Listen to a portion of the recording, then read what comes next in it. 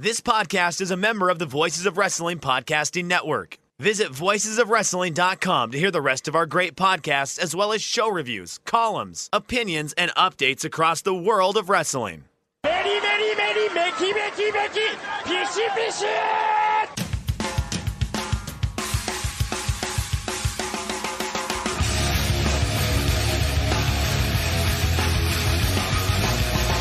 You are listening to the Voices of Wrestling podcast with your hosts, Joe Lanza. X out and go listen to some boring podcast where they're afraid of their own shadow. Okay? Don't listen to Joe Lanza, because Joe Lanza's not changing. And Rich Craich. Give me a name. Like him. Who delivers this guy in a big spot? Joe, don't yell at me. I like him. In the big spot, who delivers better than this guy? Stop yelling at me. I agree. And we are live here on the Voice of Wrestling Flagship podcast. I'm Rich Craich, alongside, as always, the king of banter, Mr. Joe Lanza. Joe, what's happening?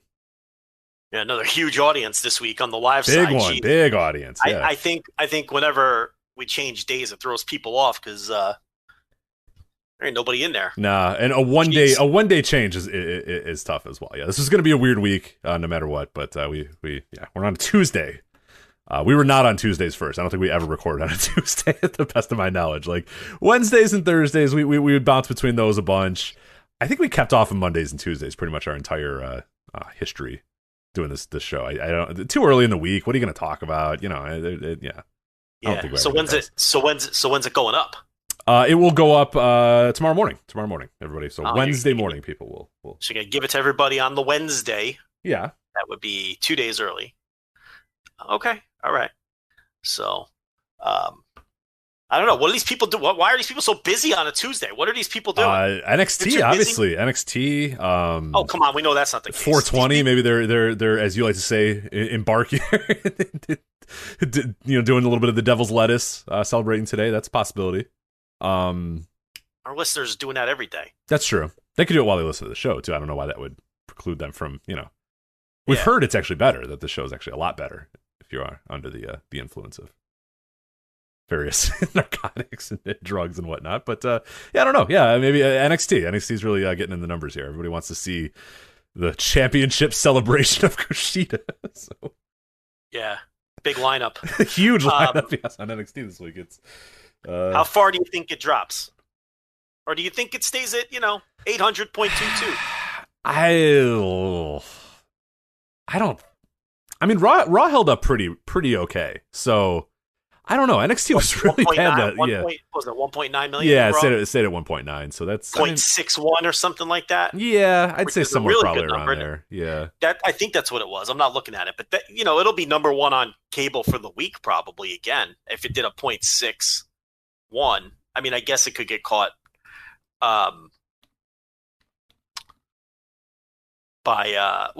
This is the final challenge, right? So I think so. Yeah, I think it would be. That's going to do a huge number. How about Dynamite?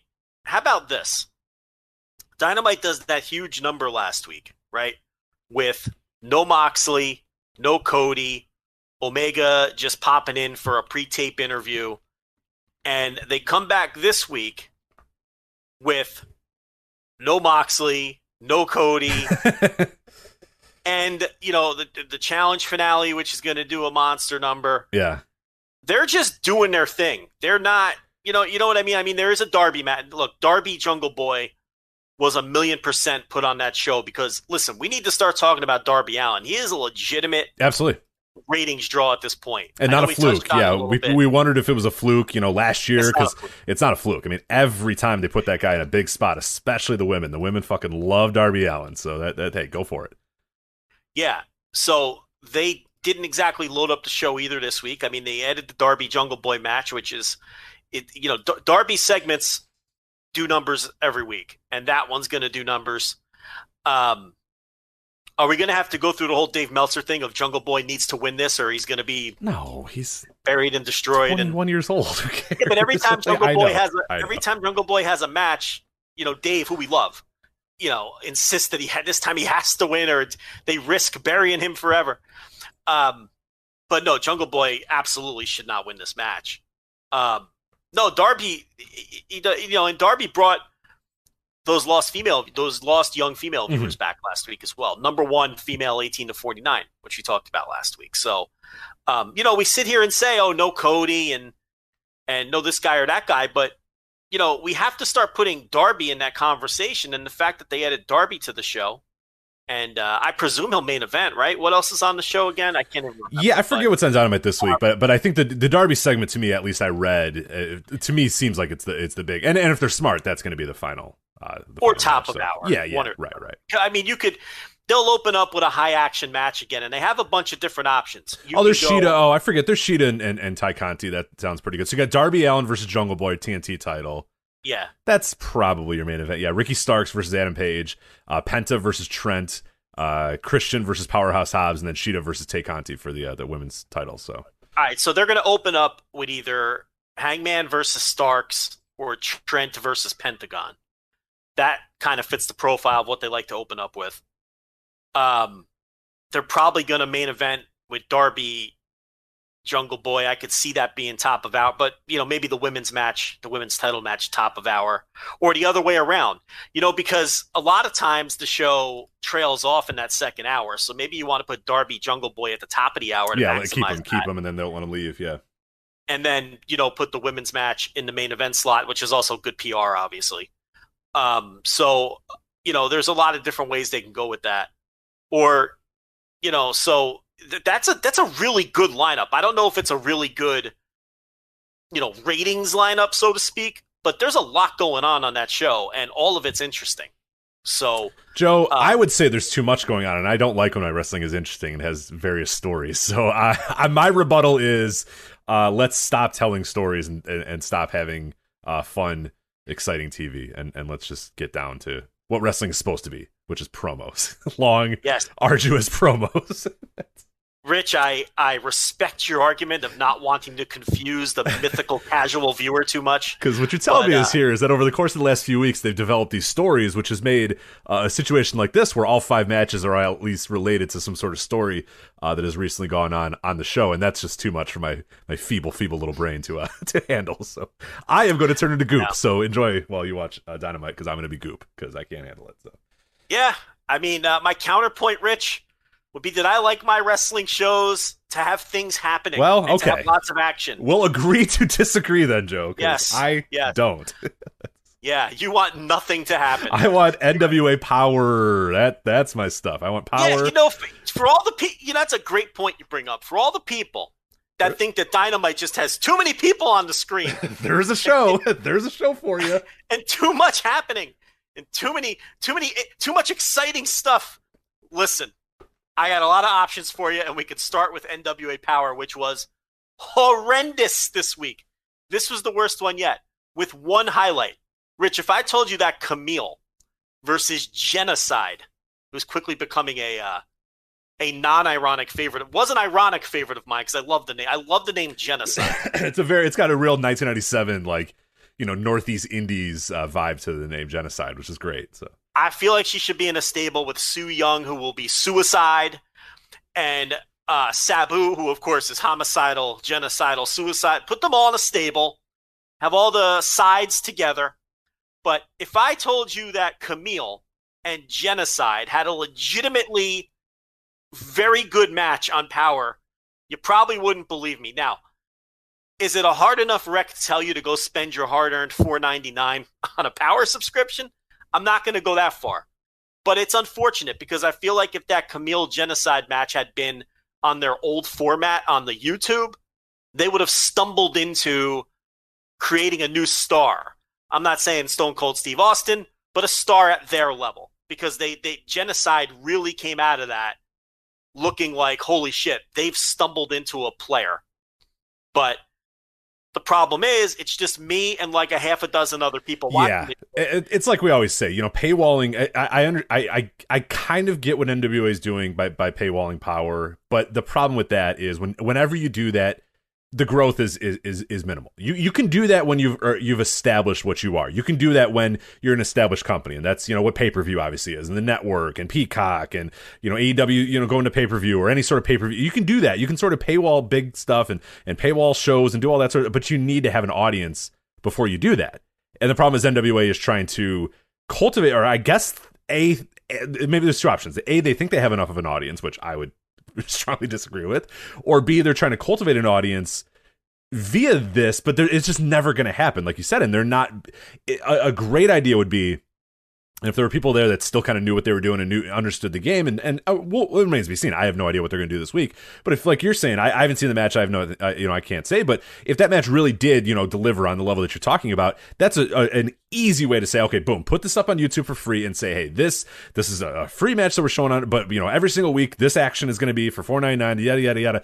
They're not really doing that. They're just kind of keeping everything behind that wall, and who's going to climb over that wall? Like who's going to say, you know what? Yeah, I do need to pay $5 for an episode of Power. Like it's so tough to do that and to grow on any level whatsoever. So it's a terrible idea. I wish they were. I get it. I do from a point, but I can't imagine. Like I would love to see the actual figures of the dollar difference between what they get on Fight right now by people buying those subscriptions and what they were getting on YouTube ads and stuff. Because the YouTube, I mean, there were videos that were doing really, really well in terms of views and stuff like that, and stuff would blow up every so often. Some of those 10 pounds of gold would blow up and a bunch of people would watch them, and you'd see the views just pile up and pile up and pile up. And that could be pretty lucrative for a company like that. So I don't know. I'd love to see Isn't YouTube revenue in the shitter? It's not great. I mean, you got to get it fucking sucks. It's not. Well, here's the bottom line. They needed to generate revenue. I get the attempt, but this attempt has failed by anybody who has attempted it. In fact, they just saw it fail with an affiliated deal with the UWN Primetime Live show. Right, yeah. Which they're affiliated with, which they were sending talent to, and we just saw that fail. Dave Marquez openly admitted that it failed. When people asked him, hey, is this ever going to come back? And he said, no, we made $0. So, look, this model doesn't work, but I get the attempt.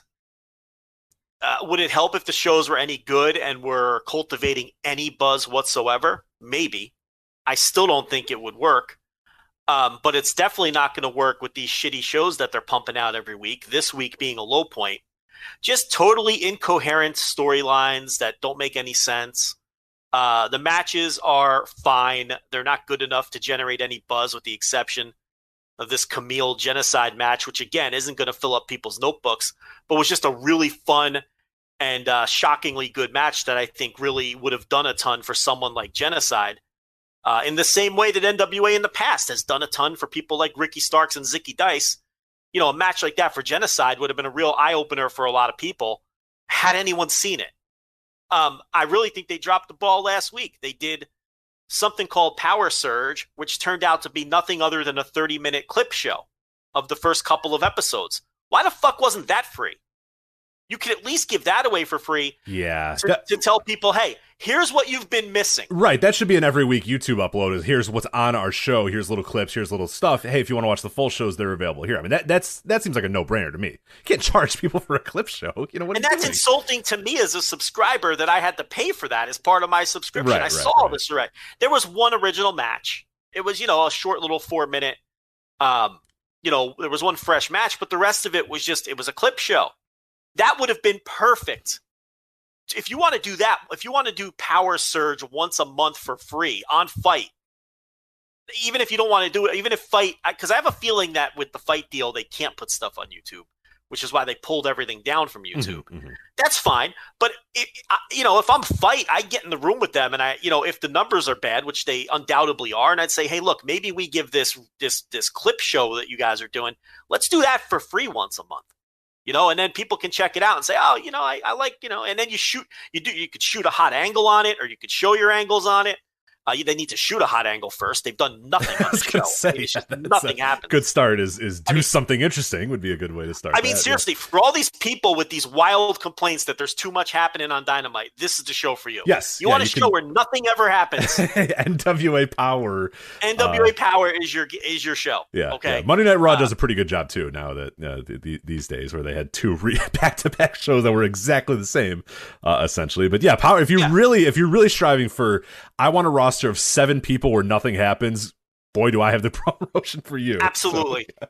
Power's right there for you. Do you love Tyrus? Do you love 7 people? Do you love nothing happening? I got something for you. Yeah. What is this new thing with wrestling fans where they complain that there's too much good shit happening on a wrestling show. It blows my mind. Have wrestling fans been conditioned that badly, to that extent, by WWE programming, to where now they don't like shows that are action-packed where a lot of cool stuff happens? Well, I think is that where we're at? We're okay, and this is something that's kind of always gone on with AEW. We've talked about it from the minute that AEW started. Is there's a lot of people that really, really like AEW. There's a lot of people that really want to like AEW. There's a lot of this, like, you know, and at least in our little bubble, for the most part, there's people that really, really want AEW to succeed and be great and be good. But every time there's a little bit of a slip up, it's like, oh no, here we go, they're fucked. It's all gonna end. It's all over. And we saw that for years and years and years. You know, one bad rating would come in and it's like, oh, here we go. We're done. It's over. It all sucks. Change everything. It's a failure. There's this weird sort of, I don't exactly know the right word to say it, but I think there's this worry that, like, oh, if they start doing too much, it's going to turn into Vince Russo and it's going to turn into WCW and it's going to fail again. And I think it comes from a place of people wanting it to succeed, but at the same time, they don't let it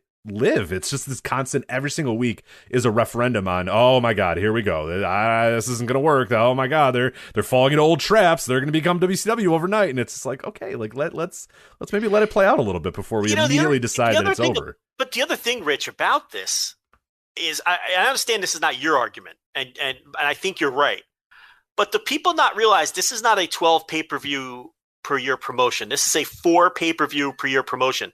Shit has to happen on the TV show.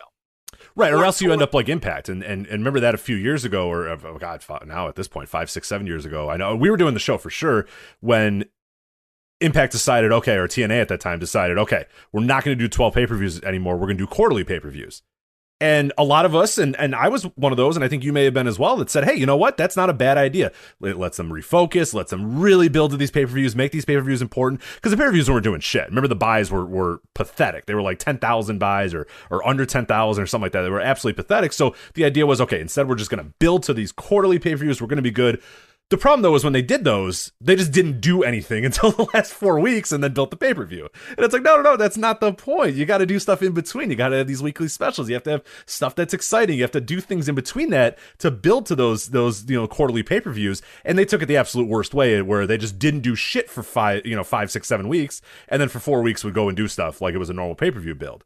And yeah, you're right. AEW can't do that. They need to do stuff. They need to peak at different points throughout the month and throughout the months to build up to those quarterly pay-per-views eventually. And that's important. And that's a big deal. And plus, their cash cow is TNT giving them money. So if they do well on TV, then that really I know it's hard for people, but they have to shift their thinking from pay-per-view being the most important thing to TV being the most important thing. Rich, we're going to do math. Are you ready to do math? Oh, no. I was told there would be no math. Okay. Now let's estimate high. Call Brandon. I don't want to do math. Let's estimate high. Brandon Thurston here. Do you want me to call him, see if he's around? No, we're going to do the math live on the air. Oh, that's always a good... God damn it. All right. Don't worry. I have my calculator handy. That's a lie. You don't. No, I have my phone, which has a calculator. That's fine. Okay. Yes. I am. Nobody owns a calculator anymore. No. Yeah. I still have my graphing calculator from high school somewhere, but I couldn't. Listen, no one knows how to use those things. I don't even know how to turn it on at this point. So, sometimes with those, I can't even do basic math because the buttons that you think are going to do something else, and then I just get mad and throw it, and it's just a disaster. So we're going to do math live on the air. Let's estimate high and say that the AEW pay-per-views do 110,000 buys each. Sounds about right, right? 110,000. I got it. Oh, okay, you got it. Okay, I'm not doing the math. That's good. All right, good. We have learned over the 9 years that you should not do the math. That's true. Yes. I'm handling the math. So let's estimate even on the high end and give, let's say 100, because I think their record is about 110,000 buys for this last pay-per-view. They usually fall between 90,000 and 110,000 buys, about 100,000 buys every time out. So we'll say 110. We'll multiply that by an average price of, let's say, $50, which I, again, think is a little high. The HD pay-per-views are $60 in the United States, but people outside the U.S. can get them for like $20, I think, on Fight. Let's just call it $50. Is that fair? So let's say $50. Yeah, let's do an average of 50. That's fine. So now we're talking $5.5 million per pay-per-view. But we've got to give the pay-per-view distributors their cut. We know that's somewhere around a 60-40 split. Let's make this simple. And again, estimate high. So let's divide that $5,500,000 by 2. Let's do a 50-50 split. Am I being fair so far through the process? Yeah, I here? think so. Yeah, I think the 50-50 will help kind of regulate the maybe the over average price that we were doing there. So that's fine. That works. So we got $2,750,000 net per pay-per-view. Okay, let's not get complicated here with production cost and paying people. The pay-per-views are bringing in $2.75 million each, times 4 of those per year, correct? Correct. That's $11 million. Rich, that's a shitload of money. Rich, how much is the TV deal? I'm hoping you had the answer in front of you. I was trying to figure out exactly what the TV deal was. Yes, go ahead. I put you on the spot. It's about $45 million. Yeah, that's okay. So I'm not good at math, but I believe, Joe, and maybe jot this down, 45 million versus 11 million. I think 45 million is more than 11 million. What do you think? Rich, how much is the WWE television deal? Some fucking billion shit. I don't know. Okay. 2 billion when you had the fucking Peacock. Yeah. So they're about $200 million a year each. They're getting $200 million a year from Peacock, $1 billion television deals. And Dynamite just did a 0.44 in the demo, which is, creeping up. Not like we said, Raw somewhere 0.6 coming off WrestleMania. But doesn't it stand to reason that at the end of this deal, if Dynamite is still performing even in the same universe that they're performing now, that they're going to get far more than $45 million a year in their next television deal? You would hope. Yeah, we're in year 15 of saying the bubble is going to burst, and it hasn't burst yet. So, no. They probably will make a decent chunk of change on that, yes. So you tell me then, after we did all of that math and walked everybody through this, what is to AEW's advantage to make Dynamite to slow it down, brother, make it less exciting, and do less on the television? What's the thought process there? I mean, it's not even that you could argue. The television is more important than the pay-per-view. And I'm not saying that $11 million a year they're making on the pay-per-views is chump change. It isn't. That's great. But as you said, when we set up this little math segment here, this impromptu math, the TV is the money that drives the cart, or the horse that drives, whatever the fuck that phrase is, okay? And that's what matters. So yes, you're going to quote unquote give away big matches on television, but you're not giving them away. TV is, you have to get the idea that, now look, you want to save big stuff for your pay-per-views. I'm not saying you shouldn't, okay? But there's only 4 pay-per-views a year. The real money's in the TV. You absolutely should and need to do big matches on TV, and you also have to have an exciting, vibrant television show on a week-in, week-out basis. You have to. And we've talked about it. Can you overdo it? Can you overload it? Yes, of course you can. In my opinion, have they done that? No. There may have been one week a few weeks ago. I got all the Thursday TV reviews, patreon.com/Voice of Wrestling. I review the show every week. Go listen to the archives, $5 tier. Best $5 you'll ever spend. Much better than the $5 you're spending on Power. I can promise you that for our Patreon. There was a show a few weeks ago where I thought they were teetering on the brink, but they've been killing it with their TV shows since Revolution. And it's because the shows are action-packed, loaded with angles, loaded with action, loaded with great matches. There's like a killer trios match every single week. I mean, the shows have been great. And I am not of the belief that they've been overdoing it. I believe that when they were struggling a little bit with the ratings there were other reasons for that. And last week kind of proved that. Last week kind of proved that it wasn't the content. Because if it had been the content, they wouldn't have jumped as dramatically as they did. The question to you, Rich Craich, what's the settle point? I know we talked a little bit last week, but now you have the benefit of the lineup that they're putting on TV this Wednesday. Do you think they come down, and how much do you think they come down this week? I think they do a little bit. I think there's no doubt. And I don't mean to cut you off, but I'm going to ask you demo first, because as the big seat told us directly, I don't care about total viewership at all. Right. Yeah, no, you're exact right. words. I only care about the demo. So we got 1.2 and change million viewers and the 0.44 in the demo. Do you think they drop? And what do you think the settle point is now that you've seen the lineup for this week's show? Do you think they reached the settle point this week, or do you think? Go ahead, talk. Right. Well, yeah. I don't know. Yeah, I think the last week one was a new, unique, different kind of. To me, that one is going to be the biggest number for a little bit. I don't know that this week is going to do that. The lineup is pretty good though, like you said, and there's creative, booking there with Darby and Jungle Boy at the same, in the same match against one another. They know what they're doing from that aspect. I would say the demo number was 0.44. You said, right? Yes. I think they'd probably drop to 0.4, but I don't think they go under 0.4. So I say a little bit of a drop, but they stay above 0.4. Maybe 0.4 on the dot. That would be huge. Yeah. I think you'd have basically the Mike Tenay, who's the other guy that was the Impact announcer that everybody loves. Oh, Don West with a high five, yeah. You basically have the Mike Tenay, Don West GIF if they stay above 0.4, I think, in the room, to use paywall verbiage, if they stayed above 0.4. Look, it's a bold lineup because, like we said, it's really only Darby.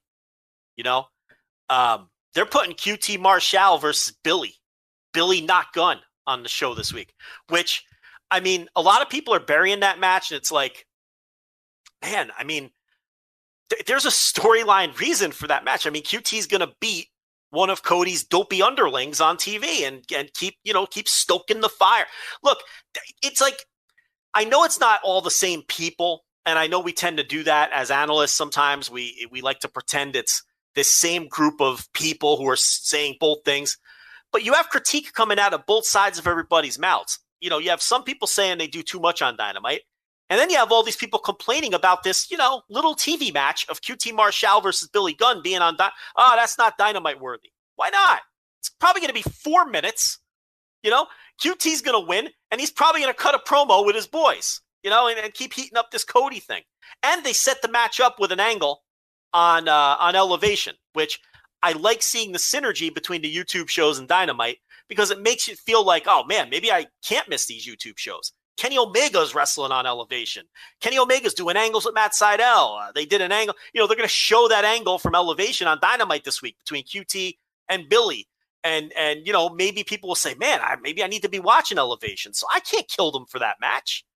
But with all of that said, again, they didn't load it up to try to keep the momentum going. They're just doing their usual thing, and they're telling the stories they planned on telling. Do you think that's a mistake? Would you have loaded up the week to try to keep that 0.44? No, I wouldn't. I mean, I think those people are going to come no matter what, and if the show at least does, if the show does something for those people, I'll be honest, I don't really know what the viewing patterns of these fans are these days.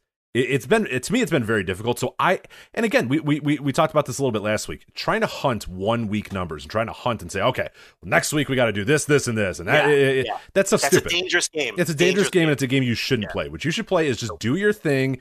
If it gets hot, people will come. That is wrestling now for the last 20.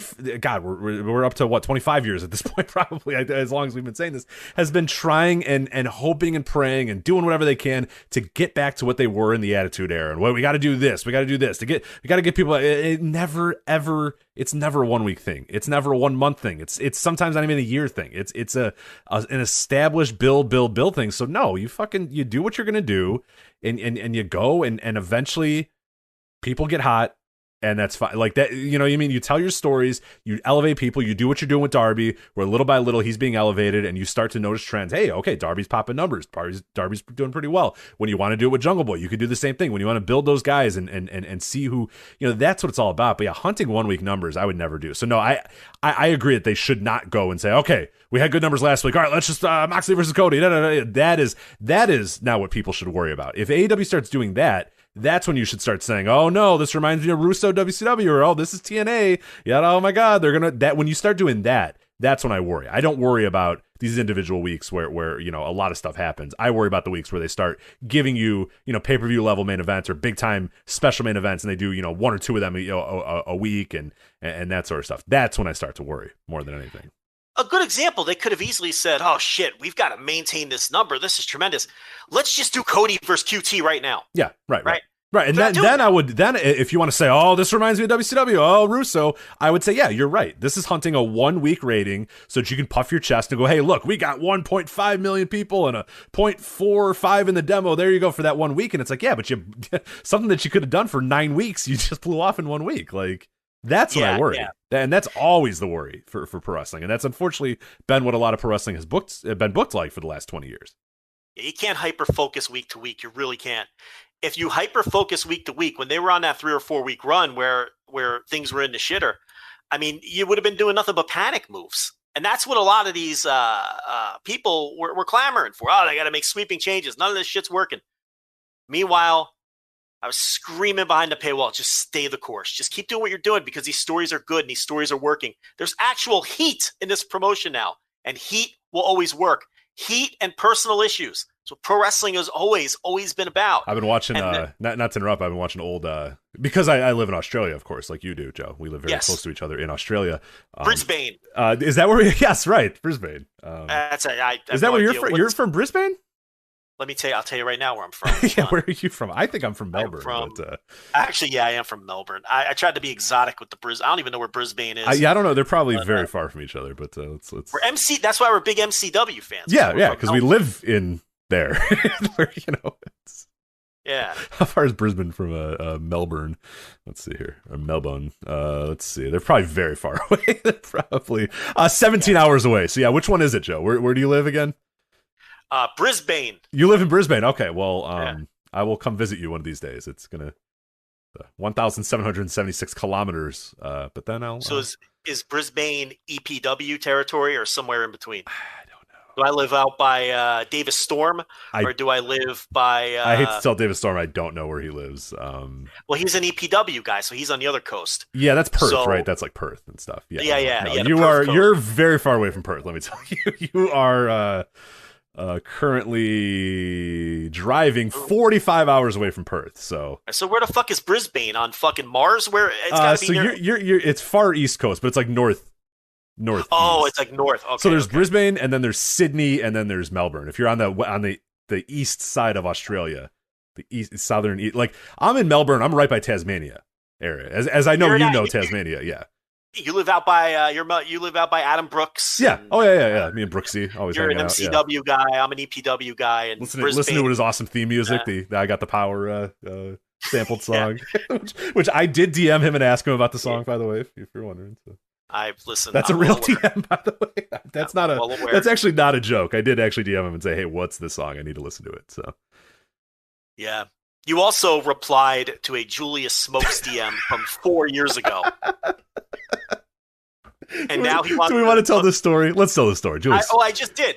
Julius Smokes sent us a DM. I'm going to get the exact quotes here. Yeah. And not that, because Julius Smokes wouldn't care. Even if he listened to the show, he would not care about that. So. He sent a DM to us 4 years ago asking if we wanted to collaborate on his fashion line or something. It's, quote, merchandise is available 2.5. Let's network. Thanks. Let's network. Yeah. So I saw it like 4 years ago and just ignored it because it's not really what we do. We're not in the fashion game. Rich replies February 1st, 2018, by the way. Is 2018, February 1st.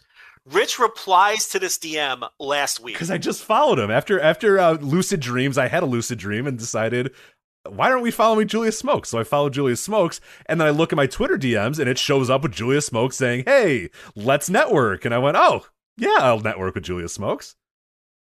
Yeah, but Richard was from four fucking years ago. I didn't look at the dates. Yeah. But here's the punchline.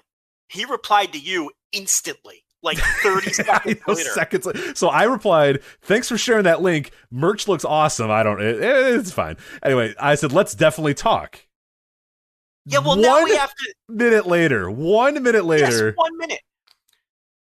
I get the thumbs up from Julius Smokes. Well, now we have to collaborate with Julius Smokes.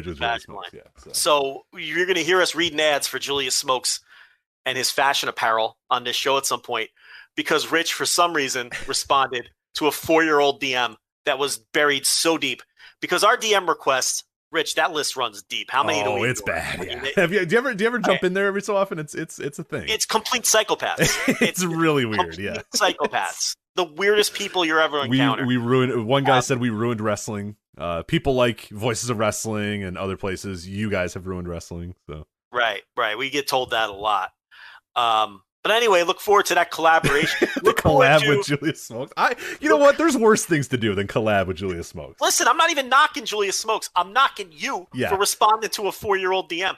So look forward to VOW X Smokes coming to you very soon with the collab. So anyway, this all ties into Impact Wrestling this weekend, Rich. As now, you wouldn't know this if you watch Dynamite, and I think this is something worth talking about. But this very weekend, Rich, we have title versus title, world title versus world title. Can't remember the last time something like this happened from an interpromotional standpoint. Kenny Omega is putting up the AEW world title. Rich Swann is putting up the Impact world title. And if you were just a person who drops in for Dynamite every week, isn't on Twitter because you're smart, doesn't watch Impact, you would have no clue that this match is happening. Now, I am not suggesting it is Dynamite's job or AEW's job or Tony Khan's job to promote someone else's pay-per-view. But if Kenny Omega is presumably winning this, wouldn't you want some of your fans' eyeballs on it? What do you think about Dynamite not promoting this at all with this title versus title match coming up? It's very bizarre. It's really bizarre. And this is something we mentioned many months ago when this first thing came up, and we decided when the first thing of AEW and Impact working together came up and Kenny first appeared, we always wondered about this point, this match, this moment when, is AEW going to, how's it going to work for Impact? The benefits for AEW were obvious from the beginning. Is you get Kenny Omega to go on to another show, win their title, come back and say, I have this title too, I'm the champion of everything, yada yada. It made all sense in the world. It was good. And we always wondered, okay, what does Impact get out of this? Then that one first week came in and we said, oh, okay, well, they get eyeballs. They get new people watching because of Kenny Omega. They get, just the very idea of having Kenny Omega on their show. And it was doing, it did good ratings. Their Twitch numbers were up. Their YouTube numbers were up. It was like, okay, cool. They don't need much more than just to have Kenny Omega. That's going to be enough to sustain them. Little by little, as we've kind of talked about on the show, those numbers have gone down or been somewhat, I don't want to say insignificant, but they're still significant in the grand scheme of things, but they don't mean as much as they did, 2 months ago, which is obvious. Like eventually that would get old and people would say, okay, what are we going to do here? But when Kenny does wrestle, the number does pop up a little bit, but this is the point. This is that big inflection. This is the reason you do this sort of relationship is this weekend, which it blows my mind that it's this weekend. You even asked me before we started the show, hey, Rebellion's this weekend. It's like, yeah. I barely even knew. It was as I was getting ready for the week in Voices Wrestling and kind of assignments and reviews or something. I was like, oh, fuck yeah, Rebellion this week. Wow, okay. This is the point. This is what it's all about. And this point is when you needed, if you're Impact, you needed to say, hey, look, we're going to do this thing. And yeah, Kenny can do this, but we need X amount of, promotion on this platform, on this platform, on this platform. When you get to the table there, I know Impact doesn't have a ton to bargain with, but they have enough to bargain with to say, hey, no. We'll do whatever. Yeah, Kenny can win the title, but you got to promote this pay-per-view. We need pay-per-view buys here. So let's go. Like let's put a commercial on Dynamite. Let's have Kenny Omega talk about it. Let's have Rich Swann on AEW. There's so many different ways that they could go about this. And I mean, we'll see what they do this week, but yeah, there's been nothing. I mean, they have done nothing whatsoever to get it ready. And you're right. That's not AEW's job to do that. AEW's job is not to promote for Impact. But I don't know did Impact sit at the table and go, yeah, whatever, yeah, okay, who cares? Like, I mean, that to me, that would be a no-brainer. Say, hey, no. In the 2 weeks leading up to Rebellion, or the 3 weeks leading up to Rebellion, we need X amount of commercial time. We need Rich Swann to appear on the show. We need Kenny to cut a promo. Like, you need to have something. They just have done absolutely nothing.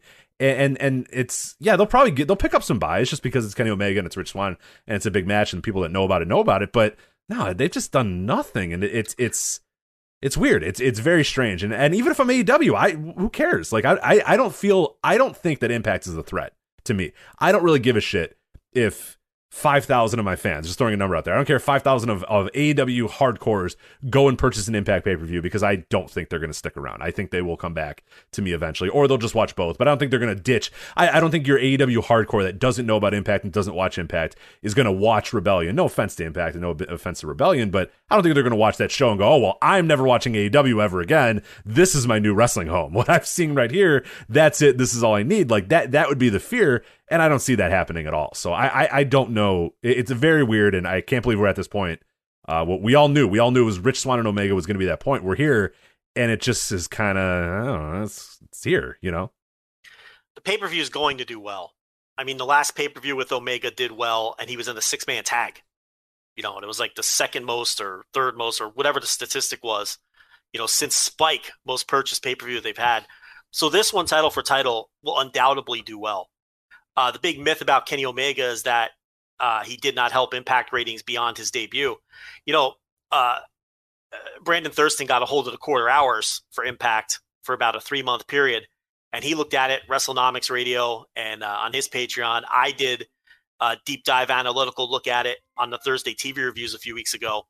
The crossover stuff that they've done, not just with Kenny Omega, but also with Matt Hardy and Private Party and with Finn Juice from New Japan, have all been positives on the quarter hours where that stuff has appeared, in some cases in massive ways. A couple of Kenny Omega's quarter hours popped huge.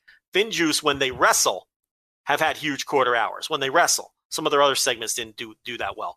And that period where Impact's numbers, their ratings numbers started to come back down to earth a little bit, Kenny Omega wasn't even on the show. He went about 6 weeks without ever being on Impact. And I think people unfairly, week after week, were attributing that to Kenny Omega. Dude wasn't even on the show. Well, it speaks to my point, too, that the AEW fans will check out Impact if Kenny Omega's there. But when they've gone there, they haven't decided, okay, well, now I'm going to watch Impact forever, no matter what. That has not happened. And I don't think it's going to happen either. But, you know, if you're Impact, you got to at least say, well, we want as many eyeballs as possible. The goal with Impact is, at the end of the day, we don't want to take your fans, but we want to have fans that say, oh, I like AEW, but I also like Impact, so I'm going to watch both of them. Like that is ultimately the goal. Whether they've achieved that, I don't know. Whether they're going to achieve that this weekend, I have no idea. Early returns, not good, though, on that. It's clear that the people will come for Kenny Omega. They'll come for the matches. They'll do, you know, stuff like that, but they're just not sticking around. They're not really, they haven't created quote unquote new Impact fans. And to be honest, the shows have kind of sucked, so I don't blame them, to be honest. So I mean, listen, Impact's still up versus before when Kenny Omega showed up. I mean, I think people lose sight of that too. They're just not seeing these monstrous numbers. Kenny Omega didn't appear on the show between January 19th and March 23rd at all.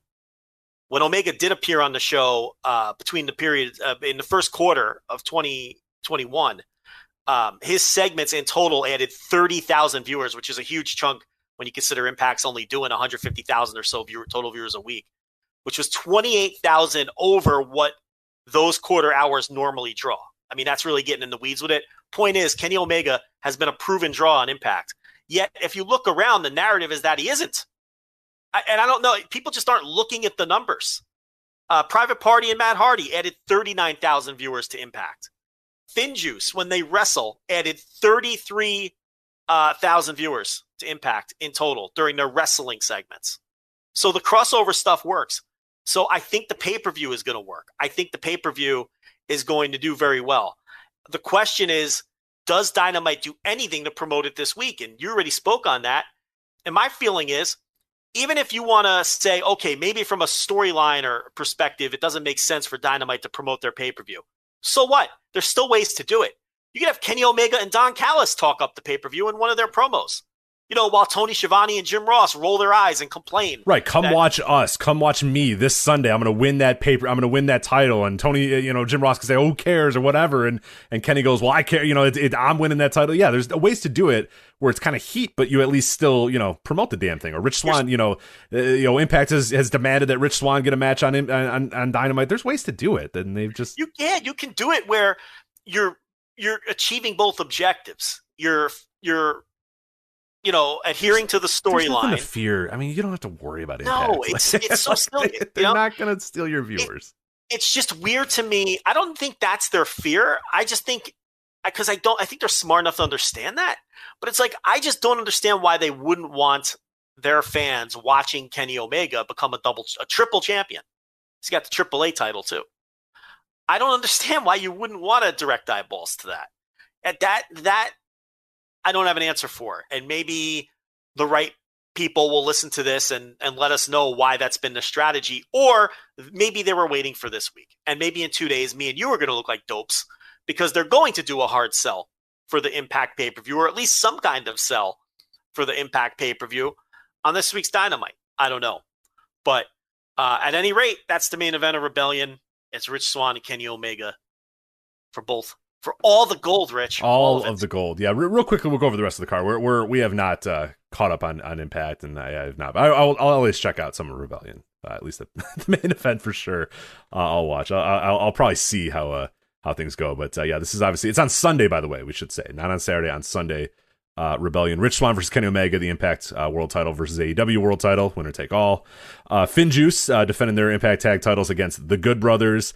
Deonna Purrazzo versus Tennille Dashwood for the Knockouts title. Okay, so real quick, that Finn Juice, when they have been in the ring with the Good Brothers, it has worked. I mean, on the March 2nd Impact, they had it was Finn Juice and the Good Brothers versus Triple XL and Reno Scum, and that quarter hour was a net positive of 20,000 viewers for Impact versus the previous quarter hour. When Finn Juice wrestled their very first match on Impact, they added 13,000 viewers to the show. So no pun intended. I'm not doing a dopey play on words, but that's had some juice for them as well. The Finn Juice thing. The New Japan fans have clearly been interested in popping in when Finn Juice wrestles on Impact. And what's funny is when they've had non-wrestling segments, they've lost viewers, but they show up when they wrestle. Those are trends. Those are trends that you can identify and see that are obvious. But anyway, the Finn Juice Good Brothers match has been a well-built match. And who has benefited from all this Forbidden Door shit more than the Good Brothers? These guys are amazing. I mean, they end up in Impact because, there was whatever bad blood there was from them choosing WWE over AEW initially. Now they're on Dynamite every week anyway. Right, I know. It's just they always find a way, man. Position. Those guys always find a way. The paydays that those guys have gotten over the last decade, and really, I mean, like you really get right down to it. As far as them being the team, like what is a memorable moment that those two dudes have been in that has been benefited by you know what I mean? Like I'm not trying to put that. Carl Anderson's obviously really, really good and had some great G1s and all that sort of stuff. But ever since teaming with Gallows and that team, like what has that team done? Like what is a moment, Joe? Close your eyes. And what is the defining moment of the last decade of the Good Brothers? They don't have one. Yeah, it's them standing in the ring with other good people.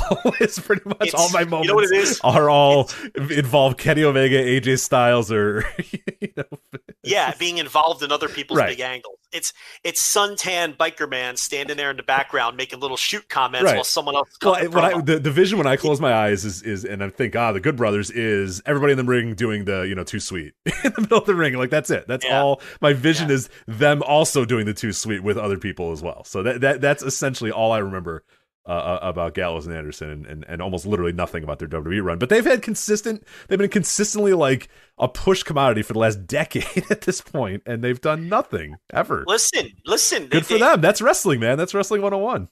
I think they serve their purpose, though. It's like they're goons for the guys in their unit. Yeah, absolutely. And there's a place for that. But the Finn Juice match, that again is a well-built match. I didn't mean to step on Deonna Purrazzo versus Tennille Dashwood here, but I wanted to make people aware who might not be subscribers, where I broke this stuff down a month ago. But Finn Juice deserves some credit too for bringing eyeballs to Impact. So as we mentioned, Deonna Purrazzo versus Tennille Dashwood for the Impact Knockouts title. Why can't we just have a singles match for the X Division title? Why Ace Austin versus Josh Alexander versus TJP through a dance for the X Division title? Again, like I always say with these, every combination of these as singles wrestlers is better than the triple threat. Josh Alexander versus TJP rules. Ace Austin versus Josh Alexander sounds good. Ace Austin versus TJP, that sounds cool too. Ace Austin versus every combination is better than the triple threat. But we gotta have triple threats. They want to get everyone on the pay-per-view. They don't want to leave anybody out. It's just The Major Brothers explode. Matt Cardona versus Brian Myers. I give them credit for not doing it immediately, I guess. Is this not immediately? I don't know. They waited one pay-per-view. I was going to say, all right, I guess. Stuck them in there. But they didn't immediately do a program with these guys, but there you go. Will wrestling figures be ringside? Is it like a lumberjack match with wrestling figures? Are they going to be, power bombed onto wrestling figures? How are figures going to get involved in this match? There has to be a way. They got their real life fig fed now too. You see that? They're promoting wrestling. Do they really? Yeah. Good for them. It's called Figures Wrestling Federation or something. Hell yeah, there you go. I'm surprised you missed that. There's video floating around. No, I'm good. I probably just assumed it was some weird dorky like basement guy that was doing it. Literally wrestling figures, you mean?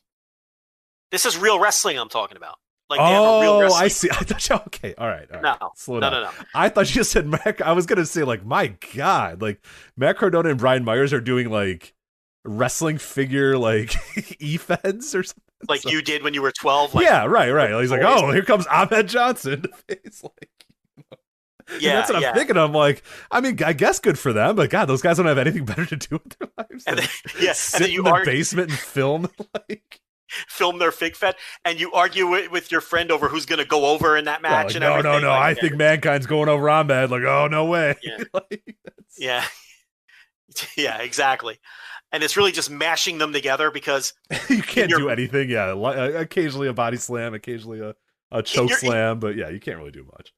In your mind, they're doing the moves, but the reality is you're just mashing them together. I mean, that's but in your mind, these guys are doing these intricate, arm drags and hurricane ranas. And, actually, I have some figures next to me. I wonder if we could book a decent show with these guys. You want me to give you the figs I got here? You can try to book a show. What do you got? Let's see. I'm gonna write them down so you can see. So this is what I have to the right of me. I have Surfer Sting, like 1991 Surfer Sting.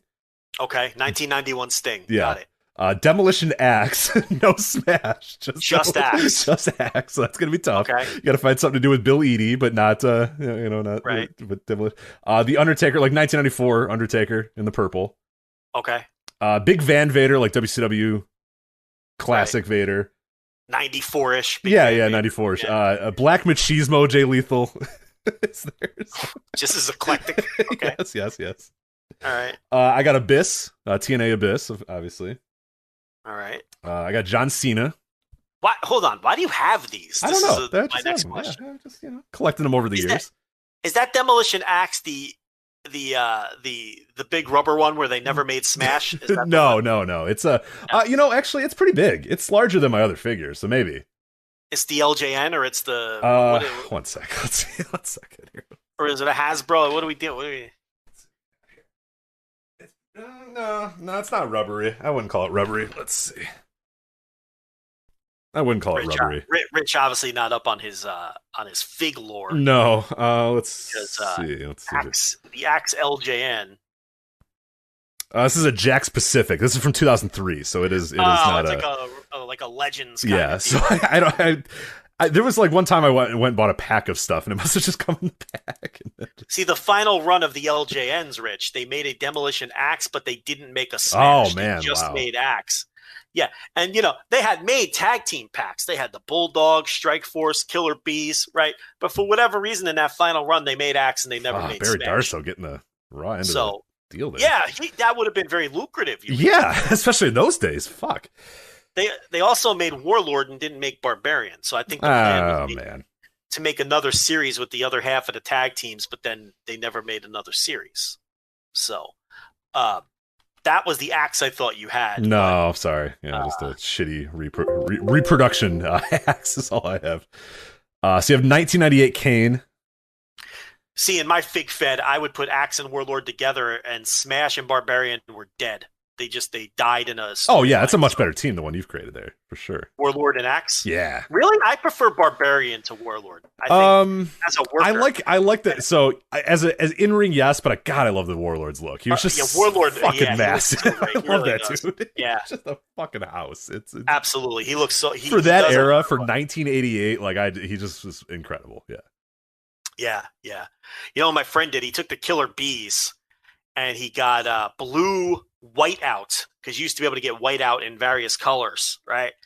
And he painted their tights blue and their boots, and he turned them into the fabulous Rougeau brothers. Oh wow! Okay, he turned so he turned B. Brian Blair and Jim Brunzell into Raymond, and Jacques. Yeah, because he's got the mustache, right? Yeah, and then he turned Brunzell into Jacques, which isn't a perfect fit, but when you paint the tights blue, not bad. Okay, I like it. And then what he did is he got his mother to get him another set of Killer Bees. So and then he had some good. He had a good house show feud there with the Bees versus the Rougeau. So he had the Killer Bees and the Rougeaus. Good work rate. Good work rate in this man's fed.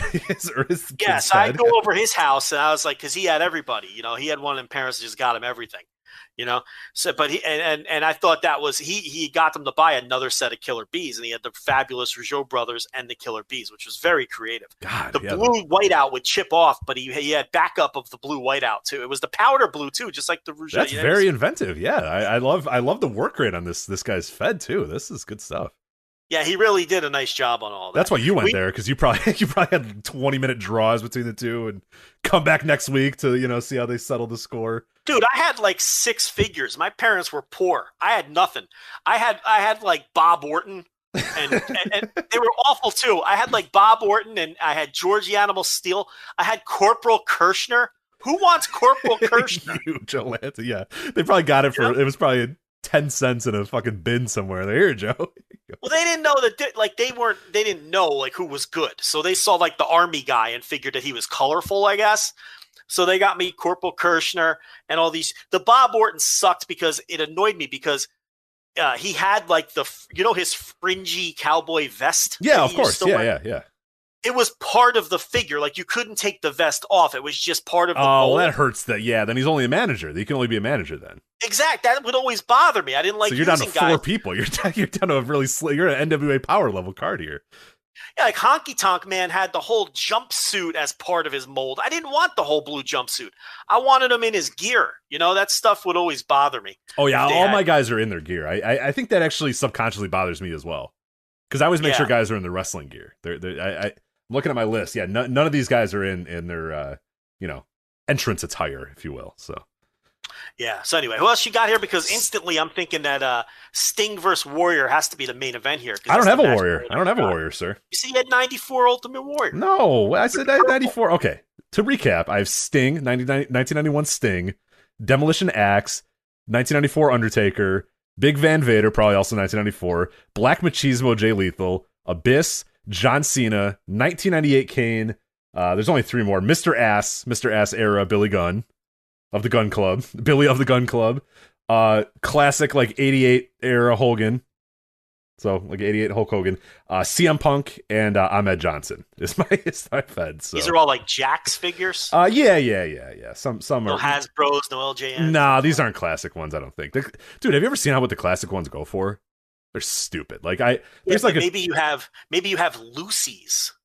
Yes, that's exactly what I have. Yeah, because there's a toy show that they runs like right across the street from me a bunch, and I'll go there and like the stuff that's like actually worth money is dumb, and then there's a bin that's just filled with stuff. So I'm sure that's how I got Demolition Axe and not Demolition or Smash or any of the other ones. So I was just like, you know what, this is fine. We'll just take this one. So yeah, I don't know. I thought you said Undertaker, not Warrior. So. Oh, sorry. Yeah. It's not going to be a good one. I think Undertaker versus Abyss is a pretty unfortunate just to get them out of the way. Yeah, and you'd have to do Sting versus Hogan, right? You got to do Sting versus Hogan or Sting versus John Cena. I mean, 1991 Surfer Sting versus John Cena's, not bad either, but yeah. You want Hogan, you want Surfer Sting versus oh yeah, that's true. It's like 1990 Hogan versus 1991 Sting. I mean, that's a pretty good. Yeah. I think that Babyface versus Babyface though, so that's a problem. Someone would just do a bunch of fucking 3-ways or something. I kind of like the idea of putting Ahmed Johnson with CM Punk just to make CM Punk very upset. As Ahmed Johnson just continues to fuck stuff up. But then I also kind of want Indy Cena versus Ahmed Johnson. Sounds pretty cool too. Like when he was doing Yoshi Tonics, that era Cena. Yeah. There's Ahmed, not the slickest worker. Not the slickest worker. Even in my bathtub figure fed that I would do as a kid, like Ahmed, he fucked things up even then too. Because I knew, even as a kid, I knew that he fucked things up, but I loved it because he just works his ass. You had these guys wrestling in the water. Yeah. Hey, you know what? Yeah. Listen, you got creative. Right. Japan can have island matches. I can have bathtub matches. So it's true. All right, I'm not going to continue booking this fed because this is a bad show. So Black Machismo versus Demolition Axe. You know how many times I had to do Bruno Sammartino versus Corporal Kirshner in my fig fed when I was a kid? Did you build a cage that Bruno had to get out of the cage? I didn't have the cage. I had the ring though. Okay. But I didn't have the cage. I had Big John Stud Hogan. That's about it. That was I'm telling your you, it was work all about, rate like, sucks. junkyard Yeah, dog. you're long headlocks, man. You're like, I did have Terry Funk. Funk, but again, he had the chaps that were part of the whole. God. So obviously, Funk and Orton were a tag team because they were both cowboys. You know what I mean? And they were always my tag champs. Hogan Stud was always the title program. I had nowhere else to turn. Yeah. You can't do. Yeah, I mean, maybe Corporal Kirshner on like a C show, house show, but yeah. Kirshner teamed with Junkyard Dog, and they would do jobs for Orton and Funk. And then I had San Martino and George Steele, which I can't do nothing with that. That was my entire collection. I just named them all. Yeah, it's awful. That's not good. Now you see why I went to Kid's house who had his fucking homemade. Yeah. Oh, then you got B. Brian Blair bouncing all over the ring, doing the drop kick, doing that sort of shit. Or Brunzell was the drop kick guy, right? Who had the? Brunzell had a beautiful. Brunzell had the good drop kick. Yes. Beautiful drop kick. Oh, by the way, a tease to a WrestleMania randomizer. By the way, saw the beautiful drop kick in person. A Brunzell? Not in person. I mean, not live. But I mean, you weren't even born, brother. No, I wasn't born. Yeah, I watched it on the WrestleMania randomizer, an upcoming episode of the randomizer. Killer Bees match. They didn't have many WrestleMania matches. The Sheik and Volkov one where Duggan runs in. Yeah. All right. I've mentioned to people it's not good, but we're gonna find something to talk about. So, Duggan joined a little late to get on the card, so they. But I'm sure you'll tell all the listeners. I'll tell all the listeners all about the Jim There Duggan era. And yes, what's all going on with Jim Duggan? It's just a classic like old school wrestling as well. So I talked about I did WrestleMania 9 on the randomizer as well. Where Brutus Beefcake and Hulk Hogan get disqualified, lose the match, and then just celebrate anyway because it's fucking dorks. Yeah.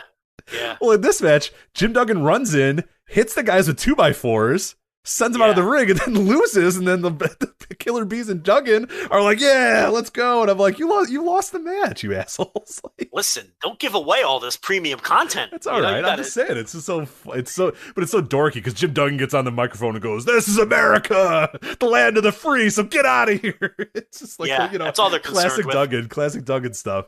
This is the land of the free, so take your stupid Russian flag out of here, you motherfucker.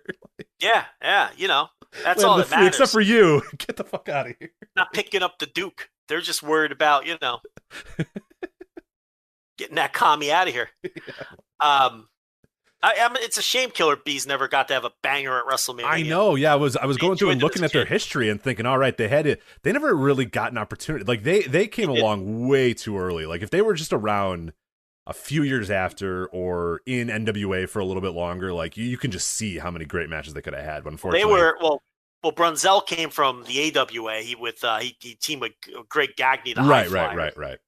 And then B. Brian Blair came from Florida. I think he may have shown up before Brunzell because they teamed him with some other people first. And what are we doing with the Killer Bee history? We got to go through this. I have that already. I have all that content already. So get ready for an upcoming episode of the WrestleMania Randomizer where I will go into the B. Brian Blair run. But yeah, let's go back to this Impact thing here real quick. So Matt Cardona versus Brian Miters, who apparently have a fig fed, but not the fig fed that I was thinking of. Trey Miguel versus Sami Callihan. Chris Sabin, Eddie Edwards, James Storm, and Willie Mack versus Eric Young, Diener, Joe Doring, and Rhino.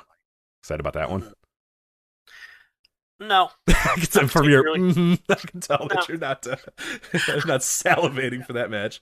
And then Fire and Flava, Kiera Hogan and Tasha Steelz versus Jordan Grace, and the very, very deadly To Be Decided. Yeah, who could it be?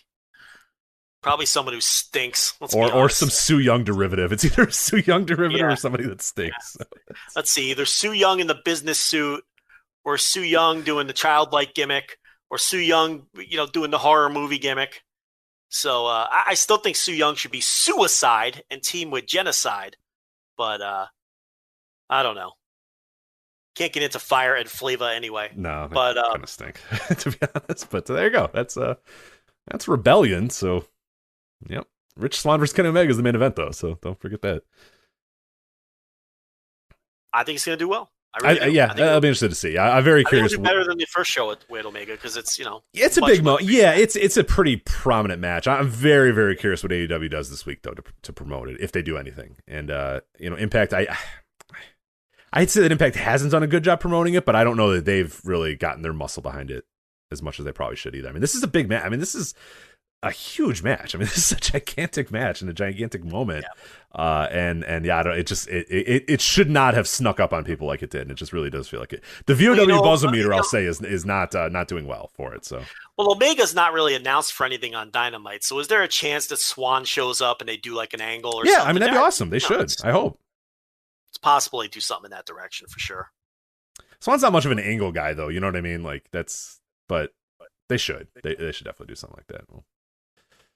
We'll see what ends up happening. So, all right, Joe, we got plenty of other topics to get to. We are going to talk about the Champion Carnival and All Japan Pro Wrestling. We're going to talk about MLW getting their TV deal finally, the much anticipated, the long anticipated TV deal for MLW. We're going to talk about it. It actually worked out pretty well. AAW out of Chicago. We have caught up on the recent AAW shows. So we're going to talk about what's going on there. Then we're also going to talk about Stone Cold Steve Austin, new biography from the A&E Network about Stone Cold, and also a few more coming up in the next few weeks. Before we do that, though, we do want to let you know that this episode of the Voices of Wrestling Flagship Podcast is sponsored by Keeps. Our good friends at Keeps. It's been a while since we've talked about Keeps. And Joe, you know, our identity is wrapped up in our hair, from how it feels after getting a fresh cut, which I did earlier today, and I feel great, except for I don't get to go to the grocery store. I get to sit and talk to you for 3 hours instead. And that's why when we get into our 20s and 30s and start noticing that first sign of hair loss, it starts to become panic time. But let's face it, no guy is ready to go bald. Thankfully, though, there is Keeps, the simple and easy way to keep your hair. 2 out of 3 guys will experience some form of male pattern baldness by the time they are 35. And the best way to prevent that is to do something about it while you still have hair left. Keeps treatments typically take between 4 to 6 months to see results, so it's important to act fast. The sooner you start using Keeps, the more hair you'll save, and you can find out why Keeps has more 5-star reviews than any other competitors, and more than 100,000 men trust Keeps for their hair loss prevention medication. Keeps treatments start at just $10 per month. Plus, for a limited time only, you can get your first month for free, and that's where we'll talk about now, is that you can take the action and prevent hair loss now by going to keeps.com/VOW to receive your first month of treatment for free. That's absolutely free, first month of treatment. That's KEEPS.com, keeps.com/VOW. Again, keeps.com, KEEPS.com, keeps.com/VOW to get your first month of hair treatment for free. Make sure that you do not go bald and treat it before it gets out of control. So, all right. Joe, where do you want to start now? We have many different ways to go. You want to talk about MLW and the TV deal? Little MLW. Yeah, let's talk MLW. So we eat some crow, you punk. I know. I feel bad. Okay. Here's the thing about MLW is I joke about MLW a lot, and on the show I do a lot, and on Twitter I do a lot, and a lot of behind the scenes as well, because MLW, and I always preface it. I always preface it by saying that Court Bauer is the last true promoter left in wrestling. Because that dude gets every fucking wrestling website. It doesn't your ringside news with the Z, all the way to your reputable sites like your Fightfuls and your 411s and your SC Scoops and stuff. He gets all those people to basically copy and paste his press releases and have them as news. And that is incredible because we get the press releases. I see them come into our email and I go, all right, cool, whatever. Fatu's going to appear on LW TV and make a challenge. Okay, whatever. It sounds good. And then I pop over to Twitter and it's, insert wrestling website, Fatu to appear on LW. And it's like, you don't have to publish the press release as a news story, but they do. And Court gets it to happen. And I appreciate it. The problem with that, though, too, is they also report on every little MLW tweet that says, oh, MLW negotiating major TV deal. And then it's like an emoji with, the thinking emoji. And people are wondering, oh, MLW ready to announce major TV deal. And I always laugh because a lot of times it's like the major TV deal is like something in Bangladesh. Oh, we're now on this, streaming service in Bangladesh. Here we go. And then when this one sort of got announced or teased a few months ago, I was thinking, oh, here we go again. It's going to be MLW on some stupid streaming platform that nobody cares about. And I'll eat crow. I was wrong. This is a good ass deal. MLW is going to Vice TV starting this spring. The details, we don't know all of the details, the intricate details yet of exactly what's going to happen. But as far as we know, MLW on Vice, I'll say it right now, I think that's a tremendous deal for them. I think it blows away the fucking Pluto or the goddamn Roku deal or whatever New Japan. Did I keep saying Pluto? Because I think that would be better for New Japan if they're on Pluto, but instead they're on the Roku channel. No, the MLW deal. I'm told that those Pluto deals are very, what's the word I'm looking for? that Impact and AAA get a decent chunk of money from those Pluto deals just to run their shit around the clock on those Pluto channels. So yeah, that probably would have been a better landing spot for New Japan. Although we're just talking off of what we've been told anecdotally. I have no idea what New Japan is getting money wise from Roku, but it'd probably be more high profile for them to be on Pluto for sure. I mean, I know you're joking, but the New Japan Roku thing gets no buzz whatsoever. Zero. It like I even fucked up a tweet and it took like an hour before somebody said it's not Pluto, it's actually Roku, and I was like, oh right, yeah, it's on Roku. Like, and I most people listening to this probably don't remember that they signed a deal with Roku, an American TV deal with Roku, because that announced it in January. They announced it at this big thing during Wrestle Kingdom, and yeah, how many of you just now remembered? Oh yeah, they signed a deal with Roku. Who cares? It doesn't. It's completely irrelevant in the grand scheme of things. Nobody gives a shit. Nobody cares. And I've never even bothered to check it out. No, I don't even know if is it going now? I don't even know. Has it started? Oh yeah. Of course, oh, it started. Yeah. Okay, well there you go. Months and months ago. Yeah. Oh, what's on it? I think it's just old matches. Oh, cool. All right. Cool. Well, yeah, Buzz Leader not good for that. I'll tell you that. I hear it's in tremendous, like full HD, and a much better picture than World. That's the one thing I heard about it. Okay, well, but I'm probably not going to check it out, to be honest with you. So that's there we go. But MLW on Vice, that's a damn good deal. I like that deal a lot. The big reason why I like it is obviously, and we talked about this months and months ago. I think last year. During the it was during the Owen Hart when the Dark Side of the Ring, the last episode was going to air the season finale with Owen Hart. We talked about how good the ratings are for Dark Side of the Ring. I don't think a lot of people realize that those ratings are pretty goddamn good. I mean, they're good on a level of like, obviously they're not meeting what you're going to get on your Mondays or your Wednesdays or whatever, your Fridays or whatever. But for just like having for at least an independent or for an off brand wrestling show. They're damn good ratings that Dark Side of the Ring gets, and if MLW can get any bit of that, that any bit of that publicity, whether they're before or after Dark Side of the Ring, I mean that's not bad. I mean that is pretty damn good. I mean hell, the Dark Side of the Ring Confidential, just to get you an idea, and the Confidential is like they re-recorded a few different interviews, and it's essentially just a replay with a little bit different. So they had the Montreal Screwjob was the one, I think it was last week. It had 81,000 total viewers and a .02 rating in the 1849 demo, which again that doesn't sound great. Because it's like, all right, whatever. But these are reruns. These are episodes that people have seen before. The season finale of Dark Side of the Ring that we talked about last year, right around this time last year, May 19th, 2020, that averaged 390,000 live plus 3 viewers in the 18 to 49 demo. 390,000 people in that 18 to 49 demo.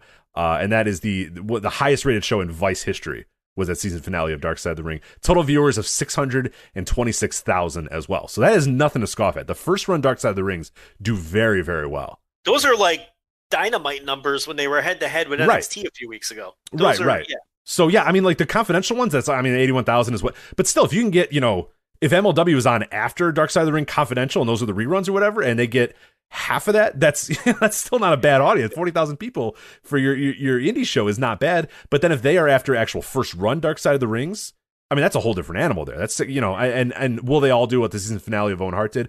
Probably not. But hell, if you get half of that, if you have 300,000 people that then get to watch a few minutes of MLW and are interested, then you're good to go. I mean that a tremendous deal for with a built-in pay-per-view or a built-in wrestling audience, I should say. Oh yeah. The early word is they're going to be the lead-in. Not on afterwards. Okay. Lead in. Okay. But who knows how that'll shake out? I'm trying to see what time.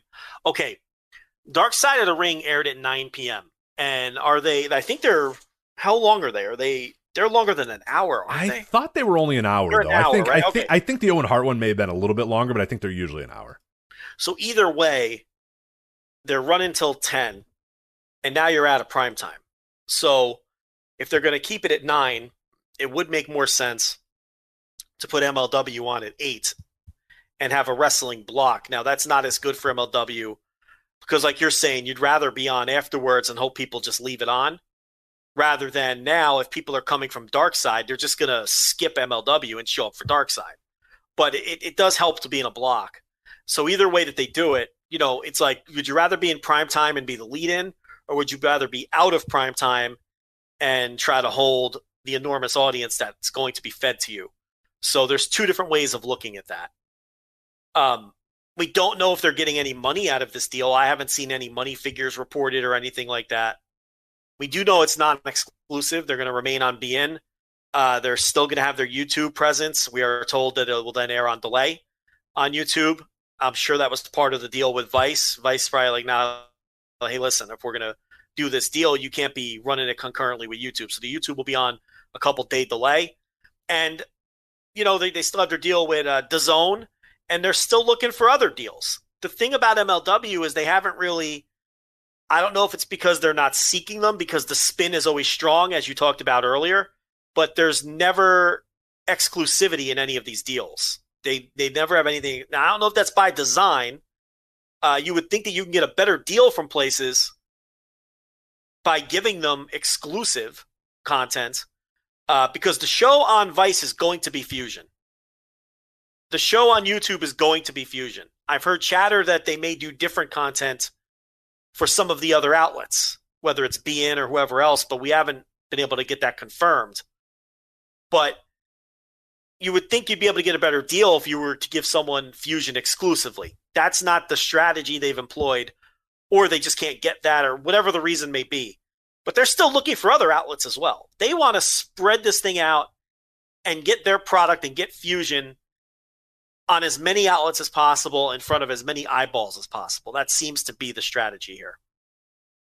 Yeah, and I don't hate it. I really don't. And that's, like you said, there's probably more money to be made if you say, okay, well, BN is our exclusive home. And yeah, BN might pay you a little bit more, but like we always said, then that really limits the growth of MLW in terms of other aspects of their business, selling tickets, selling, Here's the thing, though.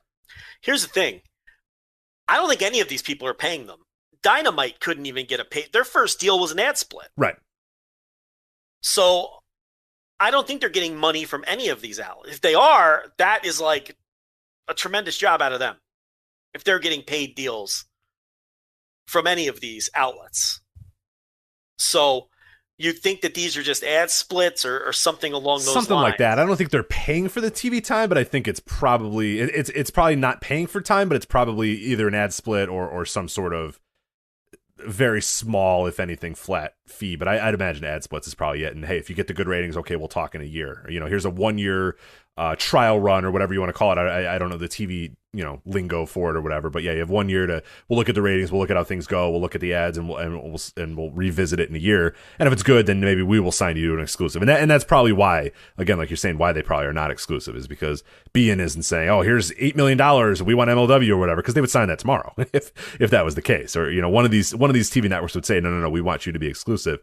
And the fact that they're still able to upload on YouTube, they're still able to upload on the other places, yeah, that leads me to believe that there's probably not a straight big dollar figure being laid down here. But I mean, I don't hate it. If I'm MLW, I'll take that. I'll take that deal for sure, because I just want to grow this brand. I just want to make sure that more people watch it, more people buy tickets, more people do stuff.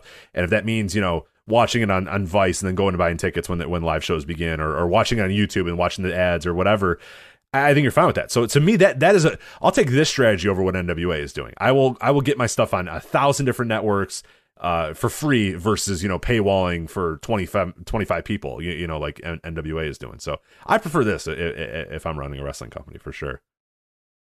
It's also not my money, so it's a lot easier to say when it's not my money going into it. So yeah, for sure. I mean, we were flat out told that, there's one larger network entity keeping an eye on it and wanting them to prove themselves. Yeah. And then, then they go from there. And Vice is about a 30 million total home upgrade from BN. So there's that too. So you're not only in that great block with Dark Side, you're also on a network that's in about 30 million more homes than BN. And you're not even, and you're still on both of the outlets anyway. So look, even if they're not getting a penny, this is without question a huge uptick in their potential exposure. I mean, just being linked to Dark Side. And look, this is, New Japan was in talks with Vice for this same exact spot. Mm-hmm. And didn't get it for whatever reason. We talked about at the time that, and I remember us having this discussion, that I would have absolutely wanted to go with Vice over anything else. I think in New Japan's case, they're looking for a money deal, and maybe they weren't getting one. They want the cash. Yeah, they want cash on hand for sure, probably. Yeah, I get it. But to me, Vice is if I'm trying to grow my audience, I think Vice is a great spot right now. They have a built-in wrestling audience, people that obviously are interested in wrestling content. Now, are they interested in modern wrestling content, or are they just popping in because it's the guys of the 80s and the guys of the 90s that they grew up with? I don't know. We'll find out. I think we'll find out pretty clearly with MLW, but I look at networks that have sort of an audience of wrestling fans that already check stuff out and watch stuff. There's not many of those out there. I mean, they're very, very few and far between. So to me, I like that a little bit more. And, I don't hunt. The goal with a lot of these networks is we're going to turn non-wrestling fans into wrestling fans. And that's a good strategy to have. But the barrier of entry is so large, especially these days, to get people to start watching wrestling. So the idea, like, that's what WWE and Peacock, that's what they're hoping to do, is that someone's going to watch the King of Queens and then go, World Wrestling Entertainment, let's see what this is, and start watching. And that's what all these networks are. I mean, the deal with Roku is to hope that people that are just going and watching whatever the fuck on Roku are going to pop on over to New Japan Pro Wrestling and start becoming fans or whatever. So it's building those new fans, which I think is good, but I do think the strategy that MLW and the strategy I would take is linking up with Vice, who already has a network where there are wrestling fans that might not be watching my show, that might not be watching MLW, might not be watching at New Japan. Try to get them involved and try to get them watching a little bit more, and hope we kind of grow that way, as opposed to just creating brand new fans, which is pretty tough to do with wrestling these days. I know there's a little bit of confusion. They're starting off with old footage to introduce the audience to the product and the wrestlers, but Fusion is going to air on Vice. Yeah. That's what's going to Vice. It's MLW Fusion. I don't agree with that. I never ever agree with or support or believe in like talking down to the audience. Just put your fucking show on. People aren't stupid. It's pro wrestling. They'll know who everybody is in a month. I mean, I don't believe in this. Oh, we have to introduce everybody to who Jacob Fatu is. No, you don't. Put on an episode of your show. Put him in a main event and have him beat somebody. That's all you need to do to look. If you want to inject some more personality profiles into Fusion, I'm all for that. Okay, if you want to do more of that. But this idea that you have to introduce the new audience to who you are and who your people are, I've never bought into that. No, I think it's that's stupid. nonsense. Yeah, it's dumb. It doesn't exist in any other form. No. Except for people assume that wrestling fans need that, or that people that just jump into wrestling need that. But yeah, it never happens. We laugh about it all the time. You don't turn on an NBA game and they go, that's Steph Curry. He went to college at Davidson. His father is Del Curry. Like, they don't do that. It's just, there's Steph Curry. He's draining threes. You interested in this? Cool. You'll find out about him. Watch the next game. People catch up fast. Yeah, you'll find out. Oh yeah, this guy, he just dropped 50 points and he hit a bunch of fucking 3-pointers. You'll figure out about him pretty quickly. Yep. So they'll know who the people are eventually. It's again, I'm not against, like on Fusion, currently you're not doing personality. If you want to do personality profiles on guys, little 30-second, 45-second. Oh, no doubt. Yeah. Oh, absolutely. Yeah. You do that, but you bake it into your show. You don't specifically say, okay, we're going to take a month to show old Matt, because I think that's going to lose people. Well, I was going to say that what you have is then your fans that actually do watch you are going to say, well, fuck this shit. Yeah, why am I going to watch this shit? Yeah, exactly. So, but I get it. So they'll do that for a few weeks. And if you can keep watching Fusion on YouTube until, eventually Fusion moves over to Vice. I guess maybe they want to time it up with the new season and all that. I get that too. But I've never believed that kind of thing is necessary. I don't understand this thing where everyone thinks you have to hold wrestling fans' hand or they can't understand things. It infuriates me. Yeah, maybe let's not do that. Let's maybe not do what we've done for the last 20 years, which has resulted in wrestling being the least popular it's ever been. Ever. Let's maybe not do that. Let's maybe do something different. I don't know.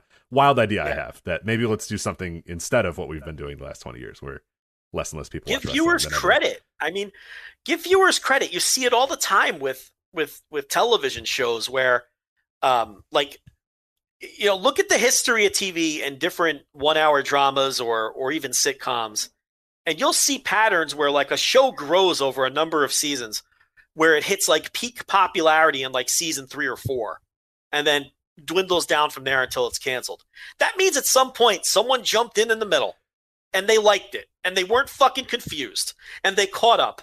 And that was that. I mean, this idea that you have to constantly reintroduce people to things. Well, especially now more than ever, it's never been easier. Like I almost get it in like 1994 if you popped on an episode of Frasier and it's it's season 4, you're like, what the fuck is, I don't know anything going on. People didn't even do it then. Well, I was going to say, and it's too fucking bad because you're not going to find the other episodes because we're not, right. Whereas now it's like, hey, if I'm interested in The Walking Dead, let's say I just randomly decided this next Sunday or whatever, I was going to start watching The Walking Dead. Oh, there's 11 seasons of this shit or whatever the hell many seasons of The Walking Dead there are. Ah, fuck. Well, you know what? I could just go sit down and watch all that if I really need to. Like, you can catch up. Now more than ever, I would not have people. I would not say, well, this is Rick, and Rick is... I don't even know if Rick's... I have no idea. I haven't watched The Walking Dead in a long time. But, like, you don't need to do that because now more than ever, people can go back and rewatch that stuff. Or, I don't know, they have a thing in their phone, in their fucking pocket that has all the world's information at their fingertips. Like, they can figure this stuff out. Yeah, so now even less than ever. You definitely don't need to do it. You could say, Alex Hammerstone. Here's Alex Hammerstone. He fucking rules, and now he's going to beat someone's ass if you want to, and if you're interested, hey, wow, this guy's interesting, you can find out about Alex Hammerstone in a few minutes. Like, it's not hard. Well, it's like, okay, if you dropped into Frasier in the middle of season 3, how long is it going to take you to figure out that his father is blue collar and there's right? Does this man host a radio show or what? This is very hard for me to understand. or that Niles wants to fuck the girl, right? Or that you know this stuff. You watch one episode. If you watch MLW, it's not going to take you long to figure out that Hammerstone is fucking Superman, Jordan Oliver stinks, and Jacob Fatu and Contra are terrorizing the company. It's going to take you exactly as many episodes as it's going to take you to catch up with Frasier as it is with MLW. Niles wants to fuck the girl. Yeah, he does. Well, hey, you know what? You know that you watch one episode, you're caught up. You don't need to know anything about any of these people. MLW wrestling, okay? It's not high art, okay? People will get it. People are going to get it. It's not that hard to understand, okay?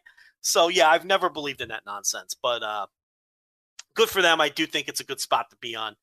And for once, All Court delivered to the level of his teases here. So. I will admit, I'll eat crow, as the kids say. Or not the kids, I guess the very old men would say.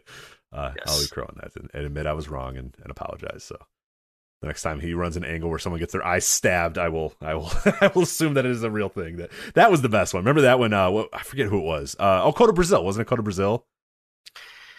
Yeah, they pried his eye out or something. And the news sites ran with it as an actual story. Yeah. Independent wrestler Coda Brazil gets his eye ripped out at a club. Yeah. And I always preface it by saying that I love it because they are still the best promoters. That's their job, is to fucking get you to pay attention and listen to their product and follow storylines and do that sort of stuff. So I like it. I appreciate it, but it's just like, you don't have to publish everything as a news story. And Dragon Gate's coming. They're doing the work. Yeah. Hey, well, you Dragon know what? Gate's coming. I hope. Sounds like they're doing the work, and that sounds like great. Hey, I'm in, man. So, it sounds like they're doing, doing their homework, and they got a plan with the Dragon Gate. Well, stuff. they only got a few more months for Yoshino, so get Masato Yoshino over there if you're working on that. I don't know if he's gonna burn the rest of his bump card on MLW on Mads Kruger, but I wouldn't get I wouldn't hate it. Yeah, I wouldn't hate it. I gotta talk. Well, we're going to talk about AEW in a little bit. I'll have to talk to Dr. Keith, see if we can get see what the flight rate is for Masato Yoshino to get to the Galley Arena. I'll pay it. I don't think I've ever seen him live. I have seen him live at DGUSA. I saw him live. Did you? Yeah. Who did he face? Let me find out who he faced. Oh, maybe I did see him live. Now I gotta look. I gotta say, you've probably seen him somewhere. I went to. I didn't go to a ton of Dragon Gate USA shows though, because I was already in Texas by then. But I did go to one or two. I think I may have seen him live. Actually, now that I think about it. Pull this up. Oh fuck! I saw some great matches with Yoshino. Jesus Christ, DGUSA ruled so much. Here's the 3 matches that I saw of Masato Yoshino live. I saw World 1, Masato Yoshino and Naruki Doi versus Shingo and Yamato versus the Young Bucks. Fucking insane. Wow. At DGUSA Fearless. Yeah. Then I saw Shima and Ricochet versus Yoshino and Doi. That match fucking ruled. That's when I was like, this guy rules. This guy's incredible. Imagine that, Shima and Ricochet versus Yoshino and Doi in 2010. Mm-hmm. And then, unfortunately, I watched him in 2011 as well, when DGUSA was starting to kind of lose its way a little bit. Chuck Taylor, Masato Yoshino, Naruki Doi, and Sami Callihan. So that's when, things started to fall and go in a direction that I wasn't as much into. I was more into Warriors International versus World 1, less so Chuck Taylor, Sami Callihan versus less Yoshino in a 4-way. Less so Duff. You weren't into the Duff. Duff. I wasn't as much into Duff versus World 1, but much more into the Young Bucks, Shingo, Yamato, and Yoshino and Doi. That I enjoyed much more than the other stuff. So they were known as the dumb, ugly fucks. Rich Duff. Did you know that? Mm-hmm. Yeah. We were the OGs in hating Sami Callihan, by the way. I just want to, for the record. Oh yeah. We would get shit back in the early days of the Flagship for thinking he was a fucking turd. So just for the record. Yeah. Just want to point that out. Yeah, for sure. I don't know if I've ever seen. I mean, I feel like I've seen him. I'm looking stuff up. I'm trying to wonder if he would have done any ROH jersey shots. I don't think so. I looked it up. He did not. Yeah. So the only DGUSA shows he did in Jersey were 2010 and 2011, and you were very much already in Texas. Oh yeah. At that point, and then I'm looking up Texas for him, and I don't. Unless you were at TNA Victory Road 2008, I don't think you saw him. So. No, I'm trying to. I can't remember what Dragon. I know I went to a Dragon Gate USA show, and I don't think it was the historic. Well, you had to have seen him at a Mania weekend, right? I don't think so. I think he slipped through the cracks for me. I don't think I've ever seen him. Because you went to the New Orleans one. You went to. He wasn't at the New Orleans ones. I don't think he was at any of the New York, New Jersey ones. That's what I mean. Yeah, shit. And wow, fuck. Damn. And the 1 year Dragon Gate canceled sending people, and I don't even know if he was going to come anyway. He was definitely not on that list. No, that was a bad. The list of people that were supposed to come was not a very good list. If you listen to Open the Voice Gate on that very episode, Voice Wrestling Podcast Network, the list was not great at that point. That was the relationship was pretty much over, and yeah, Masato Yoshino I don't think was on that list. Didn't they do a Dragon Gate USA came back? No, that was I don't know. Nobody cares though, so I'll try to figure it out myself. Boring everybody to tears, trying to figure out if I've ever seen Masato Yoshino wrestle live. People care if Joe Lanza ever saw Masato Yoshino. But hey, anyway, good for MLW and good for wrestling. More wrestling that we can watch on TV and I don't love everything I watch from MLW, but there's enough that I do like that I try to keep an eye on. I think they have a decent. They get a little too wonky at times, but there's talent there that I like, and I like the approach to wrestling that they have. But there's just a lot of stuff that they're close. They're right there. You know what I mean? There's times where I'm like, yeah, let's go, and then they do something, and it's just like, and especially if they lean further into the Lucha Underground thing, then that's when I'll have to back away a little bit more. But we'll see. Did John Moxley do an angle on the Open the Historic Gate show? What we need here is Iron Mike Spears or Case Lowe. I went whatever Dragon Gate USA show I went to. Moxley did like an angle and a promo, but I think that was the November show. That was it. It was the Freedom Gate show. I came home for Thanksgiving.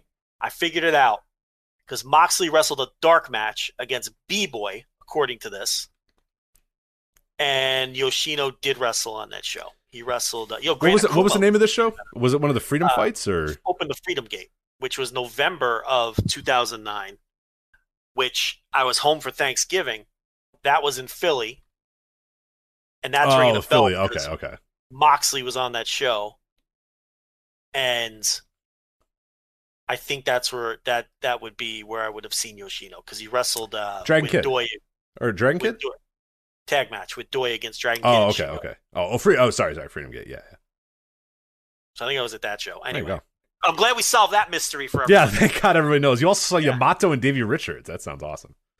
Yeah. Well, yeah, I don't remember. I obviously don't remember much because I couldn't even remember whether I was there or not. But you also unfortunately saw BB Hulk versus Brian Kendrick, which I'm sure fucking stunk. That was in the peak Brian Kendrick doing. Oh yeah, you know what? I was 1,000,000% at this show because now it's all coming back to me. He was doing like the mirror gimmick. Yes, yeah, fucking terrible. Oh my God, did you see the dark match? Kyle O'Reilly versus Adam Cole. You saw a takeover main event in the dark match. Yeah, 6 minutes and 20 seconds. Gran Akuma main event 4-way too. I wonder if this is the show where he pissed off the entire Dragon Gate locker room. I'll have to ask him about that. It's enough years where he might not be bitter about it, right? Oh, I don't know. He's not in the chat room today, unfortunately. But, yeah. Thank you. I was very thirsty. Thank you so much.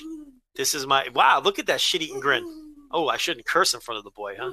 I'm on the air. I'm in on air mode. Look at that duty eat and grin. He's ready to get checked in. All right. Well. Sorry, I just saw your message. Oh, you cooked dinner tonight, huh? What'd you make for me? But I made it different. What'd you do different? Taco soup, and I put a bunch of the potatoes in there with it. Potatoes, huh? I did it different. I'll be the judge of that. We'll see. Yeah. I put a jalapeno. Nolan, put your hands over your ears. Put your hands over your ears like this. Listen, with that soup, let those flavors fuck for a while. It's going to taste good because I won't be down there for like 2 more hours. I know. So, It'll be great. yeah, let's simmer. Right now. Make sure it simmers. Okay. Simmer. Take your hands off your ears now. Because I said a bad word. You can't hear that. You'll be repeating it all over the place. People think we're white trash. Can't have that. All right. Hit the bricks. Thank you. Are you hot? I'm sweating like a pig in here. It's not going to help you now, this room is. All right. Every house has the room. This is the room. All right. Okay. I got my no Coke Z this week, Rich. Uh-oh, what'd you get? I got a Snapple Kiwi Strawberry. Ooh, Snapple. I haven't had a Snapple in decades. I've been drinking the Snapple Kiwi Strawberry since a lot of years. Let's just put it that way. Strawberry, okay. Comes in a plastic container now. They don't do the yeah, plastic. there's a billboard. I drive by this billboard that says now in a new, and that I feel like that takes a lot of the fun out of Snapple away, but whatever. I guess it tastes a little different in the plastic. I was going to say it can't taste the same. Yeah, I was kind of annoyed about the plastic, yeah. I haven't had a Snapple in 2 decades, but I was still annoyed about it, you know. Yeah. Like people that don't eat syrup that were very upset about the Aunt Jemima thing. It's like, this is ridiculous. It's like, well, do you even eat syrup? No, but it's ridiculous. Yeah. Do you even buy Aunt Jemima products? I had a friend that was like, this is fucking ridiculous, right? And I'm like, I haven't had syrup in like 30 years. I don't like syrup at all, so I don't really care. They could have anything on it. I don't care. I'm like, listen, buddy, I'm a log cabin man. I don't give a shit. Okay? Right. I don't care. The Aldi brand doesn't have any culturally appropriate figures on it, so I don't really give a shit. So that's fine. Yeah. And by the way, they're coming for Uncle Ben, so buckle in, pal. You know, so just who cares? No, but it does taste a little different coming out of the plastic than out of the glass. It's kind of like you drink a Coke out of the glass or the can or the bottle. So you believe that theory as well? Because I have people that I will tell that to, and they don't, because I'm a connoisseur of Mountain Dews, and I will say a 20-ounce Mountain Dew does not taste as good as a canned Mountain Dew. Canned Mountain Dew is the perfect way to drink a Mountain Dew. It's for some reason it's better all the time. Tap Mountain Dew at like a fountain, it's all right. 20 ounces is a little bit better, but the can just hits differently. But that's not always the same. Some stuff, like I think I like Dr. Pepper in the 20 ounce. To me, Dr. Pepper in the 20 ounce tastes a little bit better. Anyone who tells you they don't taste different between plastic, it does. Can, it just hits different. Fountain, they all taste different. They all taste different. There's a slight. Now listen, it's not going to make this Snapple Kiwi Strawberry taste like fucking, I don't know, pomegranate or something. But it's the same drink, but there is a subtle difference. Yeah. There's without question a subtle difference. This is very refreshing. I got to tell you, you got to get away from the carbonation sometimes. You know, like I do have a Coke Z problem. There's no question, but you have to make sure you mix other shit in. Like you got to get your water. You got to get your water. I drink water. Does that count as? You got to get your water. You got to get your water in. Okay. And every now and then I like to mix in a fucking sugary, I was going to say juice, but we all know this is all sugar. Let me look at this. There's nothing even remotely close to juice. Yeah. Maybe. No. This is, the number 2. Here's the ingredients. Water, sugar is number 2. Yeah, number 2, sugar. Yeah. So that tells you all you need to know. But, it doesn't, oh, here you go. 5% juice. You know, not bad. That's better than 2. You know, a lot of places are still from a blend of kiwi and strawberry. Yeah, only 190 calories. Only 190 calories. That's like 4 droplets. So there's a little vial that has like droplets, and they go deep, deep, deep, deep, deep, and that's it. That's the juice that you get in here. Yeah, it's chemically produced kiwi and strawberry flavor. Is what it is. Yep. But you just can't.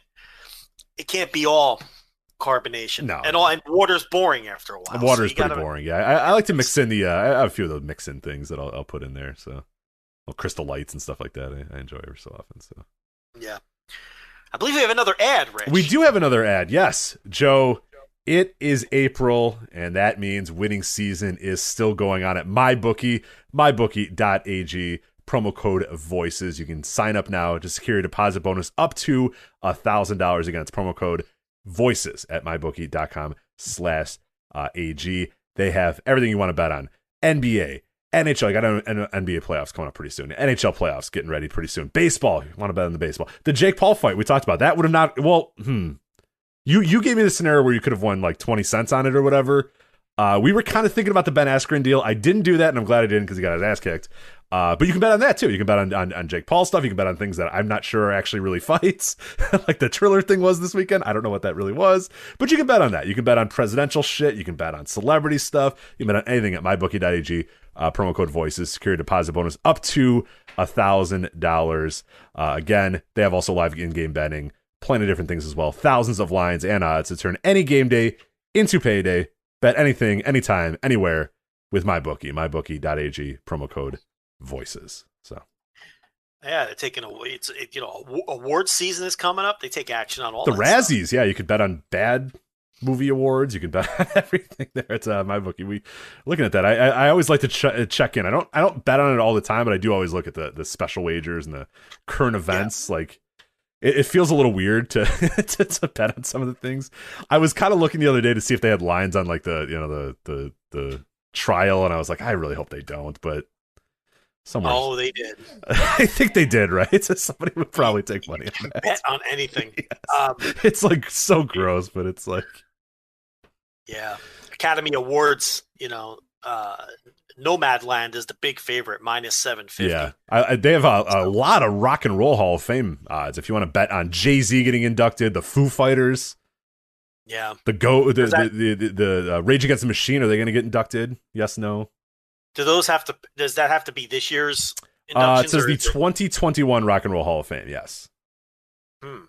Jay-Z minus 1,200 on the yes for the Rock and Roll Hall of Fame, plus 800. Plus 800 on the no. So, yeah. He must be getting in. That's a heavy favorite. Let's see who else. Oh, if you bet, while you're looking it up, anybody who bet at least $20 on the Paul Askren fight gets a free $20 to bet on the UFC this weekend. That's true. Oh, you said that. Yeah, I wonder if anybody took advantage of that at mybookie.ag. If you did what I said last week and middled yourself and guaranteed yourself either $1 or 56 cents, you're getting $20 free to bet on UFC this weekend. Because you'd have to do a $10 play on each. So, there you go. Can you hear my dog getting upset in the background there? I can hear your dog. Yes, everybody can hear the dog getting upset. Why are you upsetting the dog? I thought that was a good growl. That's not a good growl. That's me? That's not a good growl. I thought he was happy because I was scratching him. No, that was not a happy growl. Almost as the run-ins. Is he gonna bite me in the face? Probably, yes, probably. That's not a good growl. Get out of here. What are you doing? Jeez. Okay, There's teeth. He's showing a lot of teeth. That doesn't sound like a good growl. Oh. Sorry, baby. Okay, get out of here. Go to bed. Jesus. Double run-in. What is this, Dynamite? Day. I know. It's an episode of Dynamite. I Overbooked. guess we don't care about healthcare heroes. No, not anymore. Hit the bricks. You're not a hero anymore. You're done. That was last year. Meltzer's going to say we're doing too much on the show this week. That was last year. Get out of here. Don't get any free Panera or anything anymore. Nothing. No balloon arches for you. Get out of here. Did you know last year, funny story. So they, instead of, giving them more money or not firing some of their nurses, they did a flyover at her hospital to kind of, commemorate them for being healthcare heroes. Like an old school banner deal on the back of a plane? I don't think there was a banner on the back of the plane. I think just like the planes just flew over the hospital. The Blue Angels flew over the plane, the hospital. What? Okay, but here's the hook. They did it at what time did they do it at? I think it was 2 or 3 p.m. So it was 2 or 3 p.m., which, by the way, the nurses are working in the COVID unit, so they couldn't see the flyover. So all the administrators went out there and saw the flyover and just told the nurses, yeah. Okay, how much did that cost them? And why did ungodly amount, and they could have just dispersed it to the... Yes, exactly, yes. So the thing is... Okay, here we go. What they could have done is, for instance, my manager at the time was out there and then posting it like live stream on Facebook, like, oh, thanks, this is to the nurses, like, hashtag proud to be a nurse. This bitch hasn't stepped foot in a Okay, keep it PG, room. PG. Sorry, this woman has not stepped foot in a I'm gonna get room. canceled because of you. So And then she's out there watching the Blue Angels, and then like our other useless assistant manager who haven't done anything for anything, and then they're out there watching the Blue Angels and posting it on Facebook. Meanwhile, we're like getting literally shit on, and then none of us saw the Blue Angels fly over because we were just intubating COVID patients. It was phenomenal. Yeah. And I think it costs millions of dollars. Which would have been nice to just split among the nurses instead. Anyway. That really is fucking shit. That Happy is 420. shit. Enjoy your Pineapple Express. Woo, 420! I gotta tell you, I typically don't care about things that don't affect me. That bothers me a lot. That made me really, yeah, I was like, oh my God, they did a flyover. Are you fucking kidding me? That is such shit. That is so insulting. They didn't even get to see it. Yeah, I was thinking like a propeller plane with a banner on the back. the old school like airplane advertising. Yeah. No, you could add some like 1950s style. The guys like putting up the like the skywriting. Yeah. It takes like 2 hours. That one too. Yeah. Right. And on a windy day, you can't even read it. Yeah. It's just going. I haven't seen one of those in years, but yeah, I don't think they do them anymore. They still do those the planes with the banner. Like if you go to the beach, it'll be like, eat at Jim's Pizza. Right, Geico. Yeah, right. Yeah. Saved 15% at Geico. Yeah.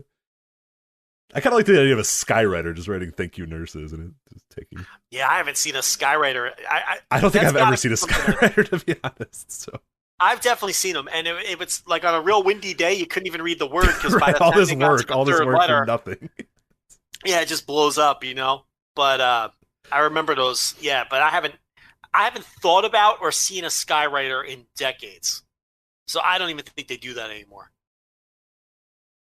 Yeah, I can't imagine the effective advertising. Yeah, the return on investment for a skywriter seems pretty low these days. So, yeah, like you have to be outside at that moment. Right, it's pretty tough. Yeah, the banner's not bad. The like you said, to me, it's always when I'm at a beach. Every time I'm at a beach, the flyover of it's always just some Geico or State Farm or some shit like that. It's never. I wish it was Jim's Pizza because I would eat at Jim's Pizza, but it's always just like, Truly or White Claw or something. Truly, yeah, absolutely. It's always some terrible fucking alcohol beverage. But the thing is, like, when that plane is coming, everybody looks. Oh yeah, it works. Everyone's just like points and yeah. It's actually the most effective form of advertisement. Yeah. What's that plane gonna say? Everyone does the gimmick where they put their hand on their forehead over their eyes so they can, right. And you squint. You do the squint and you make that face and you're like, what's the plane gonna say?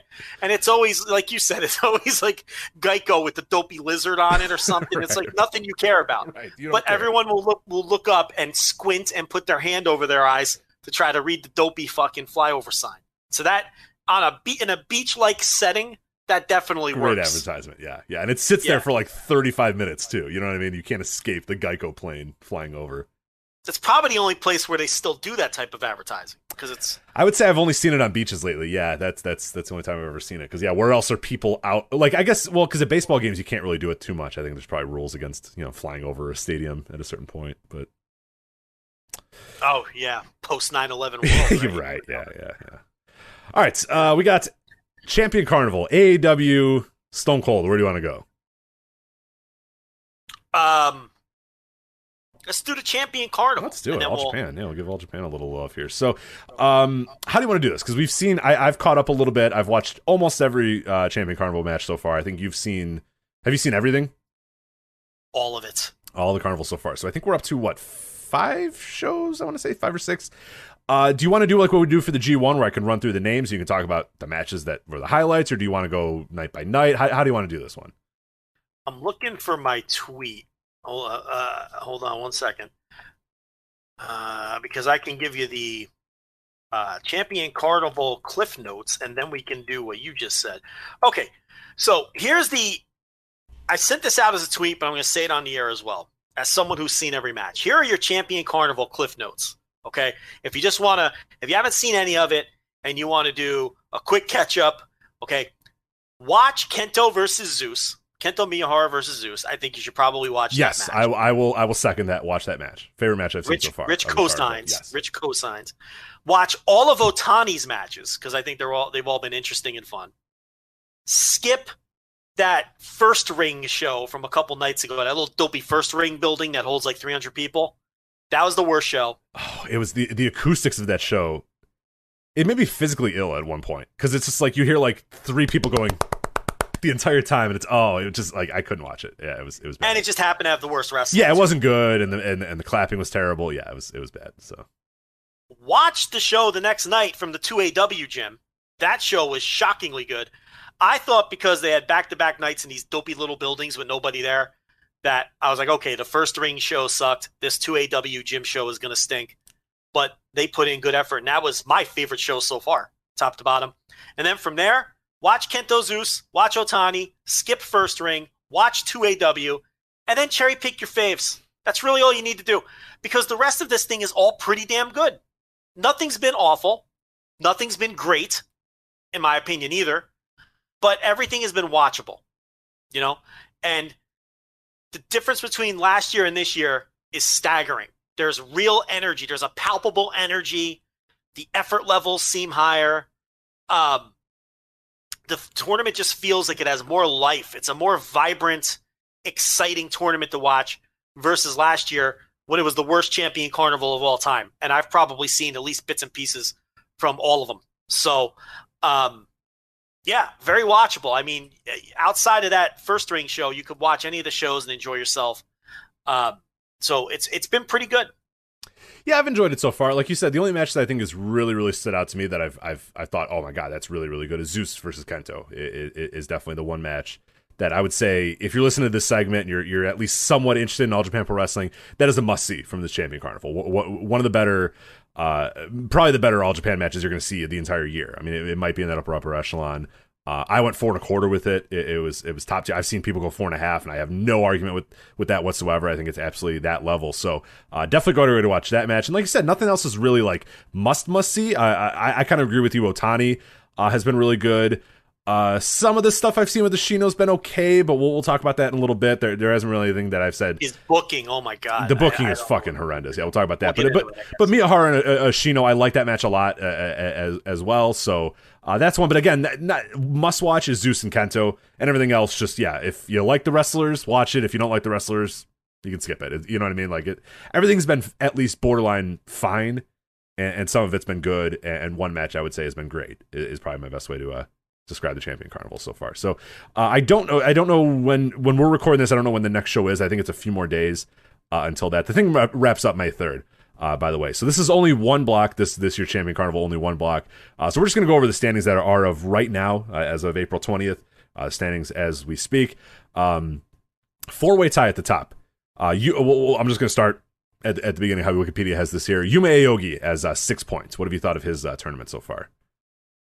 He's been pretty good. Yeah, I mean, I thought that, he beat Ashino in his second match, which surprised me a little bit. But Ashino, I mean, I guess I'll wait till we get to Ashino to just go off on that. But, yeah, Aoyagi, he came out of the gate. I think on the first night he faced Otani, and that was a really good sub. Watch it be like 12 minutes, but like a sub 10-minute sprint that those two had the first night, which I thought was a lot of fun. And you're going to hear a lot of me repeating myself because I think everyone's been pretty good in this thing. There's a couple guys who stand out for different reasons, but yeah, he's had a pretty good tournament. Yeah, everyone's put an effort in, which is all you can really ask for. I would say even There's down just more energy this year. Yeah, even down to your Suwamas and your Ishikawas, like everyone's putting some effort into it, and there's definitely a palpable energy that was not there last year with the Champion Carnival, and it's as much as you could do with the clap crowds, but I think the guys are working well. The match structures are working in front of the clap crowds. It's just it's enjoyable wrestling. Nothing seems like it's overstaying its welcome. The main events are the only matches that really go long. Pretty much everything else has been sub 10 minutes. So yeah, I think they've approached this pretty well, and I really like Yuma Aoki. I think I always think, and we'll talk about. I guess now's the good time to talk about it. The match that he had with Jake Lee, I continue every time I see Aoyagi and I see Jake Lee. and I wonder why one of these guys is always pegged for being the next guy. And I look at the other guy, Aoyagi, and I'm like, well, that guy seems like he's just better at everything. Like, why can't he be the next guy? But it's never him. It's never Aoyagi as being the next guy. It's always Jake Lee, always Jake Lee, always Jake Lee. And I thought he way outclassed Jake Lee in that match. I thought he blew him away in terms of charisma, in terms of in-ring, in terms of everything. And it just never seems like that's the guy that they're thinking about planning for the future for. It's always Jake Lee, and I just don't get that. I mean, we always throw him in. Whenever we talk about that next crop and who they need to put, we always include Aoyagi he's in our tremendous. discussion. But Jake Lee, a lot of people are down on his tournament, and it sounds like you are too. But, obviously he did they did the double turn, Jake Lee and Ashino. And the idea was, okay, a lot of people thought they're probably going to meet in the final of this tournament. And I still think Jake Lee will find his way into the final. I don't know about Ashino, but he's got to climb to get there. I'll just say that. So. Well, the thing with Ashino is so they start him off with 2 losses, including to Jake Lee right out of the gate. So he loses to Jake Lee with night 1. In 3 minutes, by the way. In 3 minutes, no less. In 3 minutes with like a American style finish. Okay, so Jake Lee pulls the ref in front of him, and they do a ref bump, and he beats Ashino. And I didn't even really mind it. I saw a lot of people hated it, but I'm like, I could deal with it every now and then, as long as it's not overdone, and I get the story between these two. I genuinely didn't hate it. But I'm thinking, okay, this makes sense. Ashino will beat him in the final now. That's what they're setting up here. It happened on night 1. It's in one of the bigger buildings they're going to run. They're foreshadowing. But then Ashino comes out and loses to Aoyagi in his next match. And I'm like, okay, they're setting him up for you start off losing 2 in a row, and then you go on a hot streak, and you win the So he comes out and beats Kento Miyahara. Yeah, here we go. We got it. It's begun. It's begun. It started. Let's go. So, all right, he's going to beat Kento Miyahara, and now he's going to go on this big run, and he's going to beat Jake Lee in the final. Oh, he's got Kohei Sato next. He's going to beat that dork, right? And then he loses to Sato. Rich, what the fuck was that? That was the most baffling decision in this thing so far. How is he losing to Kohei, I don't go to the gym anymore, Sato? Who's turning in, he's got the giant Baba body now, where like his chest is concave and he has no muscle definition in his arms, and he's got the skinny neck, and he's just like he clearly doesn't work out anymore, and he's lost a step athletically, and Ashino is out here losing to that guy who is also an outsider, and there's no reason for that man to be beating Ashino, and now he's 1-3. He only has like 5 matches or something like that left. It's like, now I'm not even so sure he's going to have a winning record, let alone make a run here. Yeah, it gets a loss to Booker Man, too. Don't forget about that, as you mentioned. But, yeah. Wait, I don't who know. else did he lose to? So Ashino lost to Aoyagi, he lost to Jake Lee, and he lost to Sato. Oh, sorry, no, he has not lost to Booker Man yet. So that was... I was going to say, yeah, I didn't... So... Soon, probably. I mean, probably jumping ahead, but probably. Yeah. But baffling booking of Ashino. I don't know what's going on there. But going back to Jake Lee, I mean, he's doing this total eclipse heel group thing. I think he's showing more charisma than he has shown in his entire career. And and a lot of people aren't enjoying this stuff. And look, I'm not saying his matches have been great, because they haven't been great. But I don't care anymore. I just want this guy to show some charisma and look like a star. And I think he's doing that more now than he ever did as a babyface. I think you're right that he's doing it more now than he did as a babyface, but I still think the bar is pretty low for him. I don't know. I just don't see it yet with him. I think he's just always comes across as a guy playing pro wrestling and playing pro wrestler as opposed to being. And even when he's being heel Jake Lee, he's like, I don't know. There's just this aura of ha ha ha. Look how evil I am. I'm so bad. Like, I don't know. I don't see it yet, and I don't know. I guess, oh, Jesus Christ, why are we playing with that toy right now? I have no idea. Anyway, yeah, I don't know. I haven't loved, I get his in-ring for this tournament is probably going to be a little bit lower as he's just kind of playing the heel character, but I don't know. You're right that he's showing more personality, but I still think we need a lot more out of him before I'm really ready to say, okay, we figured it out with Jake Lee. We figured out the secret sauce. This is not Pac. This is not, those guys that immediately take to being a heel and we're like, oh, fuck. He's not on that level whatsoever. This is not the thing that we've been waiting to see from Jake Lee forever. It might turn around. I have no idea. I don't know. I'm not fully bought in just yet. Well, now we're being told they're not even doing a final. So. Oh, well, there you go. We're dumb. So there you go. So you can throw that out. What are they doing? They're not doing a final? No, it's a carnival. Sometimes they just have a straight winner. Remember, all we right. screw this up every year. I think we've screwed this up. Last Like year, 19 no, bullshit. Last year they had Zeus versus Miyahara. Yeah, The year but there's before years that, where the no. carnival doesn't. Bullshit. 2019, Miyahara versus Jake Lee. 2018, Marufuji over Miyahara. 2017, Ishikawa versus Joe Doring. 2016, Sakamoto versus Zeus. Do I need to keep going? 2015, Akibono versus Suwama. 2014, Amore versus Akiyama. Do I have to keep going? I'll keep going. 2013, Akiyama versus Kai. Oh, one more time. 2012, Teo Kai. We got Teo Kia. We're going back to Teo Kia as we're finding finals here. Teo Kia over Suwama 2012. 2011, Yuji Nagata versus Sonata. Oh, hey, 2010, Minoru Suzuki versus Funaki. Oh, hey, 2009, Minoru Suzuki Kaz Hayashi. All right. Any more? What's the year they didn't have a final? There was a recent year they didn't have a final. Oh, okay. And we screwed it up that year too. Well, What year wasn't was that? 2003? It hasn't been any year. I've listed every year, Joseph. I'm going to 2003. Sure? Yes.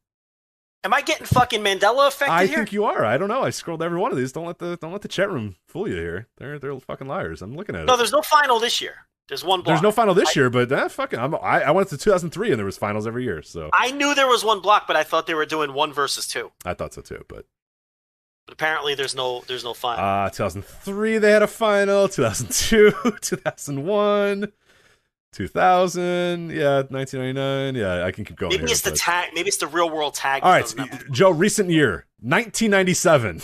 How about that? So what is it that doesn't have? Someone in the chat room help. Is it the real world tag that doesn't have the final? Something doesn't have a final, and every year we say it has a final, and then every year we're like, oh wait, there's no final when we're trying to work this out. That's what it is. Okay, so in the chat room, it's the real world tag league that recently has not had finals. Okay, there you go. So that's the one we screw up every year, where we're like, every year we preview it, we're like, well, maybe this for the final, and then one of us goes, wait a minute, there is no final, and then we look like idiots. But no final in the carnival this year, 1 block. So it's Lee versus Miyahara on the final night. So that's your final. Yeah. So you can kiss Hoshino goodbye. There will be no big comeback. But he's got the win over Miyahara in his pocket. The problem is, even if Miyahara wins the tournament or wins the title or whatever, Hoshino takes such a beating against everybody else that there's no juice in Hoshino getting a match against Miyahara. Who gives a They've shit killed anymore? the guy dead. And I really thought this would be a reinvigoration of him, but it hasn't been. I thought this was pressing the reset button on Hoshino and Lee. And I don't know what the fuck they're doing with Hoshino. So, anyway, I guess we did Hoshino and Lee so we could skip them as you go through. Yeah, but... well, sorry, I'm currently looking at the 1982 Champion Carnival. That one did not have a final, Joe, so maybe that's what you're thinking of when Giant Baba won his 7th Champion Carnival in 1982. All right, so when we broke that one down on audio tape and sent it out to our subscribers on cassette, we screwed that up and yeah, and it was a tough one though because Baba he had 29 points, so he just barely beat Bruiser Brody, Ted DiBiase, and Jumbo Tsuruta, who all had 28 points. So. Right, all real close. Mongolian Stomper, I know he was your prediction at the beginning. He only got 20 points though. So, do you think back then they made up results? Yes, yes, I do. Because there's like no show records of some of that stuff. Yeah, there's some early like New Japan tournaments where guys have like 45 points, and there's like 30-minute draws between guys. You're like, no, they didn't go to 30-minute draws. And the record keeping is so impeccable, and yet there's cards missing. Yeah, right. Like, okay, these two guys, like they just fucking made it up. You know. Anyway, who's next here? Let's move on to Zeus, who has been Kohei Sato. Let's go to Kohei Sato real quick. He has 6 points as well. Yeah, we kind of talked about him. He looks like shit, and he's kind of wrestling physically like shit too. So. He looks like E.T. He's shaped like he does. E.T. He does look like E.T. Right? He looks like fucking E.T. He's got long arms, no body mass, a big old head. He just kind of lumbers around and looks like he's about to fall over at any point. Yeah, E.T. That's a good comp. He's not good.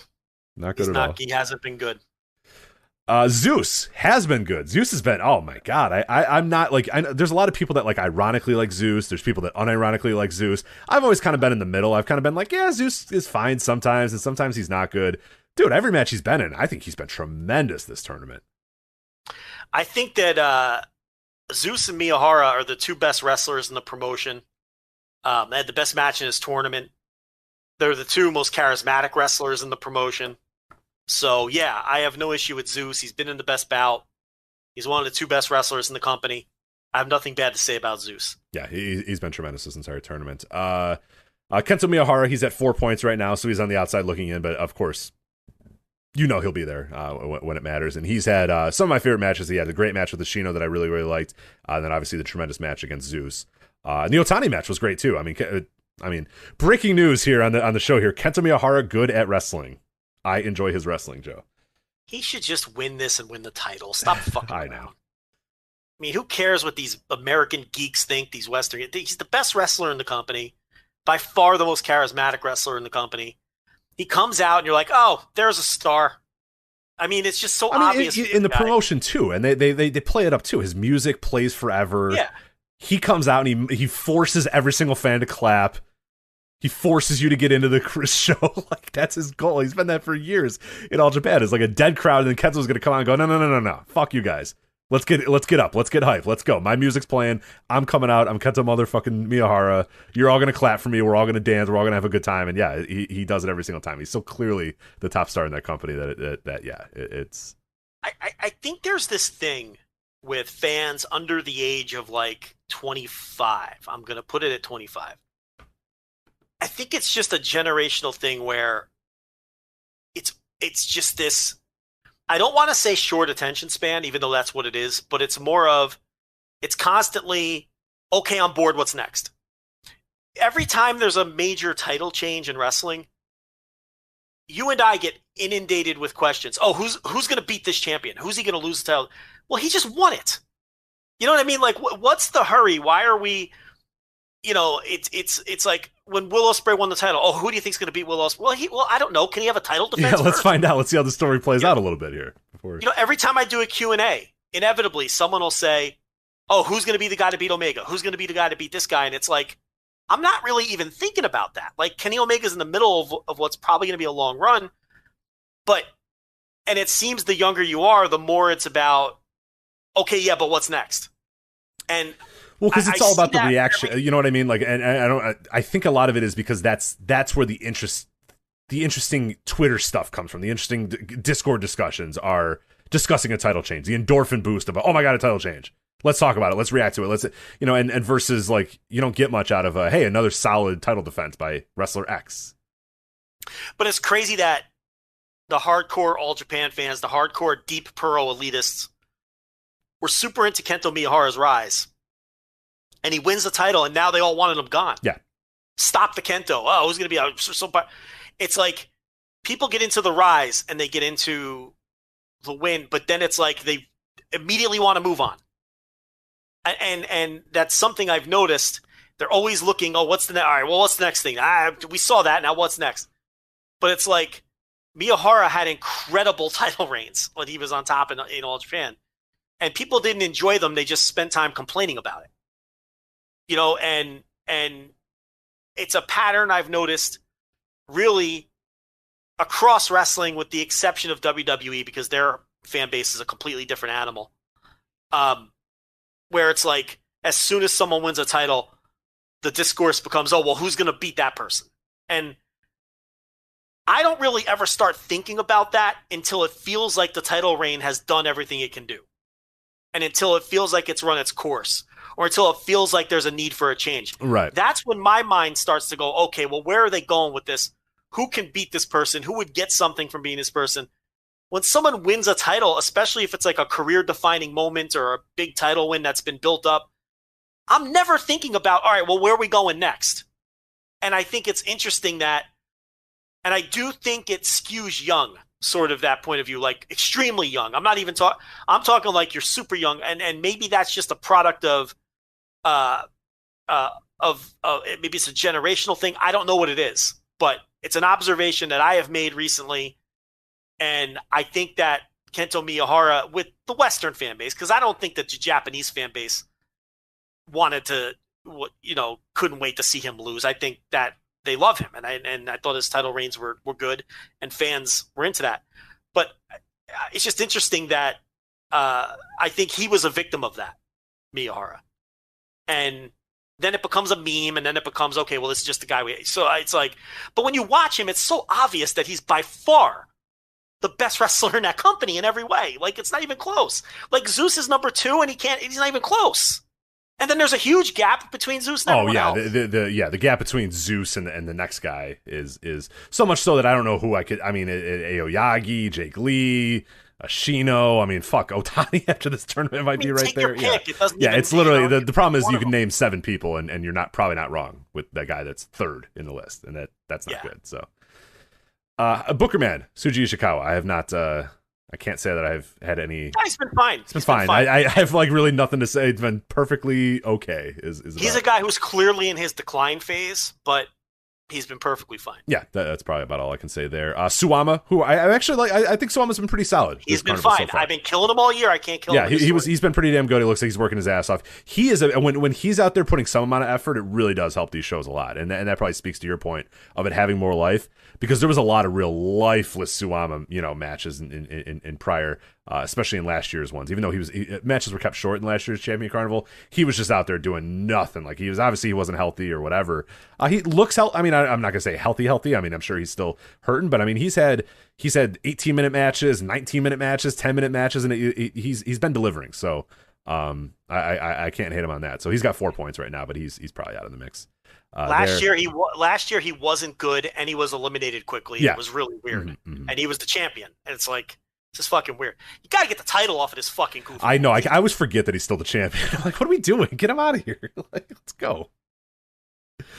Shinjiro Otani. Let's strap up Otani. He's been fucking tremendous in this tournament. He's awesome. He's been good. He's been very good. Yeah, he's been excellent. How old is Shinjiro Otani at this point? Not as old as you think. We always talk about 48 years old. He's only 48. Okay, good for him. So. That's still pretty old, though. I mean, no, but you think of him as like well into his 50s because he's never had hair. Yeah, he lost his hair in like 1994. So he's got a bad body, and you think of him as being super old, but he's really not. Yeah, he's had some really, really good matches. Aoyagi was really good. The Jake Lee match was really good. And the Miyahara match was really, really good as well. So yeah, good for him. Satoru Oshino, we've talked about that. He's had good matches, but he's losing to fucking Kohei Sato. So I thought the Miyahara match was really good. Yeah, so. I like that a lot. Yeah, that was, and you know what, the thing I hate to do, the clap crowd was louder, but the clap crowd was pretty damn loud for this match. Did you notice that? I mean, I didn't really make note of that. They got up for that. I mean, and it's probably just because Kenta Miyahara forced them to get up for it because he does that. But the crowd, you could tell when there were near falls coming on, and when the guys, he had him in that ankle lock forever, and Kento's screaming about his ankle. The crowd's getting really into it. Like, I don't know, the crowd seems to see it. I seem to see it. You seem to see it. I don't know why. Ashino is just this like.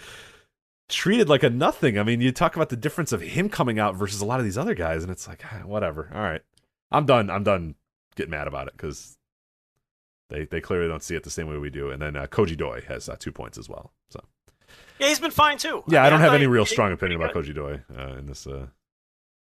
Yeah, he's going to be a bottom guy. He's going to finish near the bottom, but he's out there putting in decent performances. So. He's currently tied at dead last with Shotaro Oshino as well at 2 points.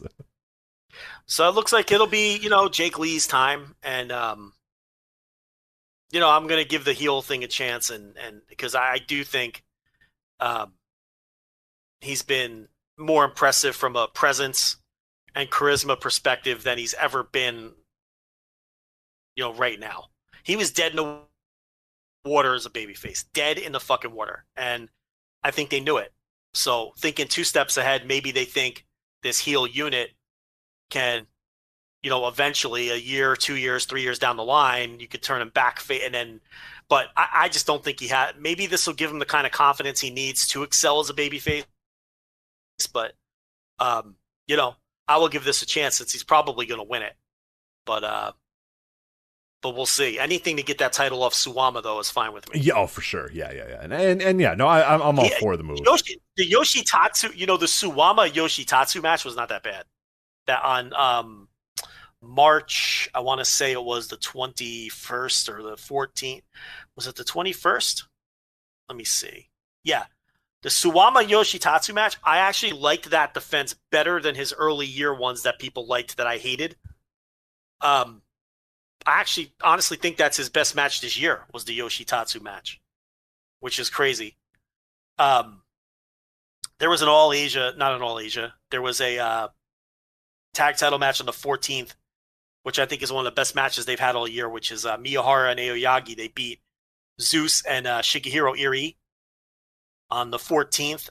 I think that was better than any Carnival match so far. And I went notebook on that. So if people want to, go back and check out some All Japan, I know we haven't been talking about it. Yeah. But yeah, that's what's been going on there recently. So that's Carnival. Yeah, we'll watch it throughout the rest of the tournament and hopefully have some reactions as we get a little bit closer. So only 2 more topics to go, but one more ad read to go, Joe.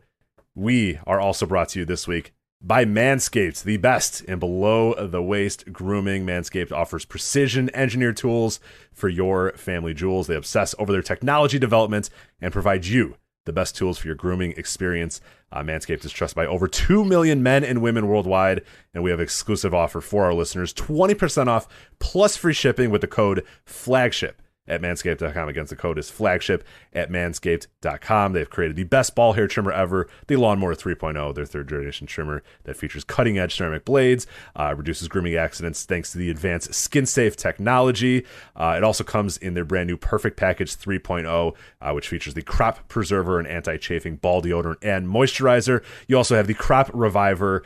You combine those 2 products and you have your balls no longer sweating, no longer smelling, and no longer sticking. As well, there's 2 free gifts in that Perfect Package 3.0, a pair of high-performance Manscaped boxer briefs that'll have your junk feeling fresh all day, as well as a travel bag to store all of your grooming goodies. Trim that junk of yours, get 20% off plus free shipping with the code FLAGSHIP at manscaped.com. Again, the code is FLAGSHIP at manscaped.com. Your balls will thank you. Again, 20% off plus free shipping with the code FLAGSHIP at manscaped.com. All right, let's talk about AAW. I'm not going to play the Headstrong because this isn't a true bouncing around the indies, but we had promised a few weeks ago we were going to start getting into start shining a light, watching non-GCW indies. I think I'm done with GCW for a while. Call me when Gage and Moxley fight, but for the rest of that, I think I'm done. And I'm glad I have, because there's been a lot of indies I've watched over the last few weeks that I've really enjoyed. And you and I had a chance this week to catch up on what AAW has been doing. Obviously, AAW out of Chicago, my kind of quote-unquote local fed. Been to many, many shows, hoping to go to the show on the 7th as well. We caught up. They've been doing their AAW Alive shows. They're on. So they stream on Twitch. They stream on their Twitch channel, live, and then after that you can watch them on AEW On Demand and a few different other places that they pop up. But essentially these AEW Alives are kind of episodic 1 hour shows, an hour and 20 minutes, I think maybe the one episode was, that are not meant to be these big giant super shows, but rather kind of weekly episodic TV building towards these major shows, including the one going on Take No Prisoners on May 7th. But what have you thought of what you've seen from AEW so far? And I don't know, how do you want to break this down? I've watched all 3 episodes. I think you've watched all 3 episodes. Do we want to point out stuff we've enjoyed? Do we want to go episode by episode? How do you want to kind of tackle AEW for this week? Well, it's interesting because what they did is they ran a show on, I guess, the 3rd, right? Yes, yeah, I wasn't there, but I believe, they ran it and taped a bunch of stuff that day. And then they broke it into 3 episodes of this Alive gimmick, which is airing on, whatever service that is. So, and then they're doing it again on the 24th. They're doing another taping, and then they're going to split those into sort of these episodic, they're not always an hour. Sometimes they're like an hour and 20 minutes, hour and a half. So it's an interesting concept to approach it that way. And then, they'll put up a new one once a week, all broken up from whatever that taping was. But the fans there see, one continuous show.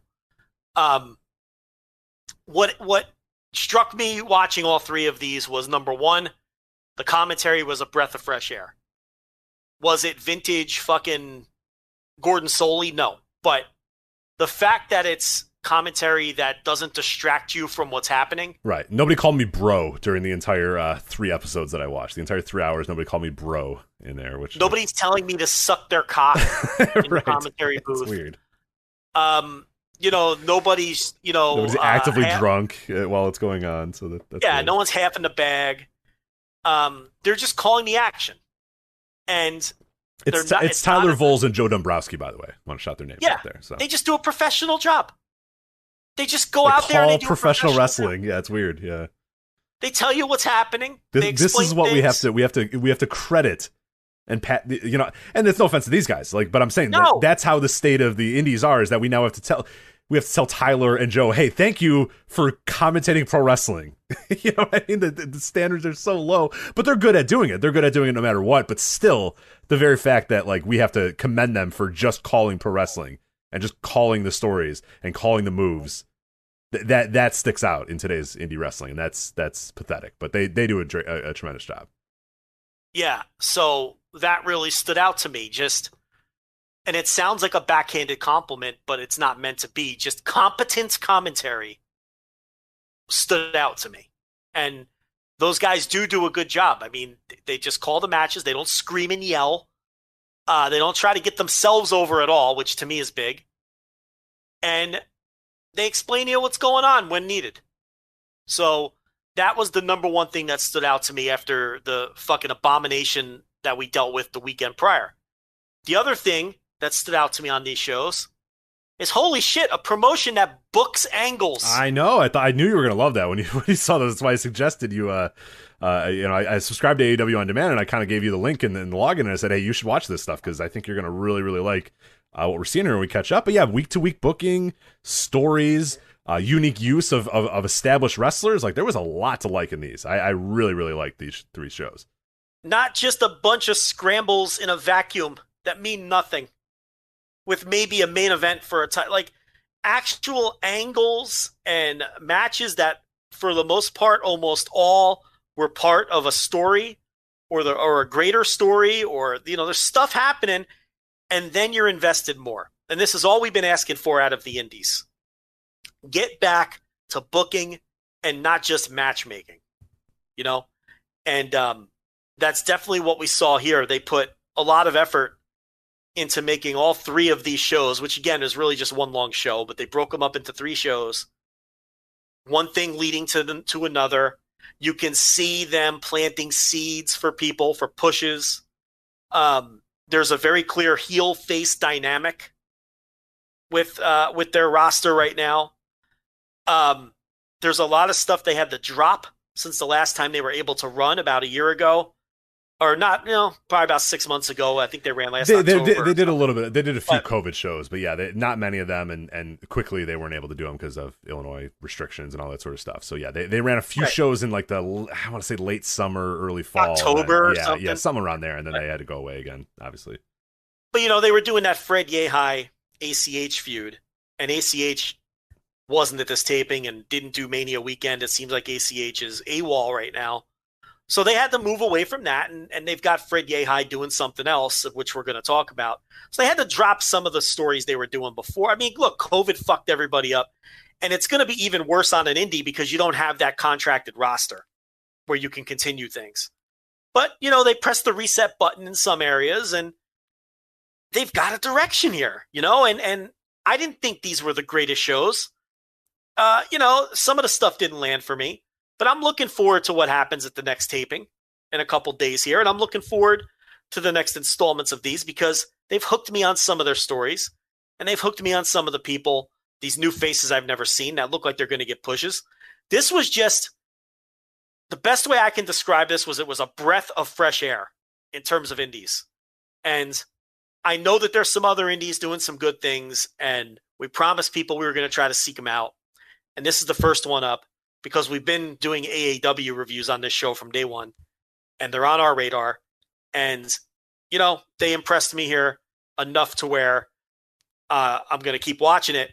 And, this is kind of what we've been asking for in terms of, what we want to see out of indies in terms of effort from a booking perspective and telling some stories and giving us something to sink our teeth into other than, here's 2 assholes in a match, and we know it's not going to lead to anything. Right. And now here's a commentator that's going to scream and tell you to suck his fucking dick, bro. You know what I mean? It's just like, yeah, it's garbage. Yeah, it's trash. And I love the format of these shows. What I loved about these, they reminded me, and actually it's something I was going to bring up earlier in the show, and then we got derailed with our Australia stuff, is this past week when I've been kind of doing some work or trying to do some stuff and kind of not really want to watch, sit down and watch wrestling and focus on it, I'm putting up episodes of Superstars on my WWE network that I get from not being in America by living in Australia, of course. And just been like, I love to just put on like 1993 episodes of WWE Superstars and just like let it play in the background and watch episodes. And yeah, it's like, your early matches are all kind of storyline heavy, building to, main events, building to big things. And then your main event is usually like this 10-minute match where, it's a pretty decent back and forth match, and then it's over. And then, the next week starts and it's 5 or 6 different squash matches and promos, and then a main event that actually matters, and yada, yada, yada. And that's exactly how these shows were structured. So I love that aspect of it too. It felt like a classic sort of old school hour-long wrestling show where you have, these very short matches, kind of showcase matches at the beginning. Some of them are squashes, some of them are good back and forth matches, but nothing overstays its welcome. It's all about 5 to 7 minutes long. They get out of there, they cut a promo, they build to a story, and then you have a big time main event between two of the push commodities, and they have a definitive win, and then you kind of move on. And that's the end of the episode. And I like that. That's a great format, and it makes for such an easy watch as well. When it's done, that hour flies by. And pro wrestling's not that hard. It's really, really easy sometimes when you just kind of get down to the basics, and that's what I think AAW has done here. So real quickly, we'll just kind of, I'm going to recap the shows a little bit, because I think they all kind of lead into each other and lead into some decent talking points here. But episode 4 started with Sky Blue defeating Hyon. And after Sky Blue defeated her, Allison Kay came out, kind of talked shit about her, and they're kind of building to, Allison Kay making her return to AAW, her kind of talking shit, talking about how, hey, she wants to be at the top or whatever, and building towards, eventual feud with Sky Blue versus Allison Kay. So again, Sky Blue gets the win, a relatively big upset. Allison Kay comes out, talks shit. You got a match already whenever you need to go to Allison Kay versus Sky Blue. Again, not hard. It's pretty fucking easy. So then you have Braden Lee and Ace Perry. That was just a match. Well, a good little showcase match between those two guys. I really like that match. Yeah, they worked their asses off. Those guys are good. Braden Lee looked pretty good last weekend. I don't remember whether we talked about him a lot or not. But we didn't mention him much, but yeah, he was solid. He looked really good here. These two guys worked very well together. This was, to me, one of the standout matches on the entire deal, honestly. And then you have Hakeem Zayn, who is Rohit Raju from Impact, but he's a totally different character here in AEW. He's kind of he's a muscle head, but he's good. He's cocky. It's not totally different than Rohit Raju, but it's a little bit different. They don't play up the Indian aspect as much as obviously Impact does here, but he comes out, he does a match with Isaiah Moore, beats him in a minute, goes, hey, this guy fucking sucked. Give me somebody else. Cole Carter comes out and he beats him in 3 minutes as well. So it's just Hakeem Zayn just proving his dominance. Yeah, it was awesome. Cole Carter's the guy that Ogogo punched in the stomach last week. Oh, that's right. Yeah, I didn't make that connection. You're right. Yeah. Zayn is like a cocky second. He's the heritage champ, so he's like the secondary title holder. Correct. He's a cocky heel, and his whole thing is wanting to make the heritage champ. To him, he says how it's more important than the AEW heavyweight title, and he does this cocky heel routine, and he beat 2 jabrones back to back here.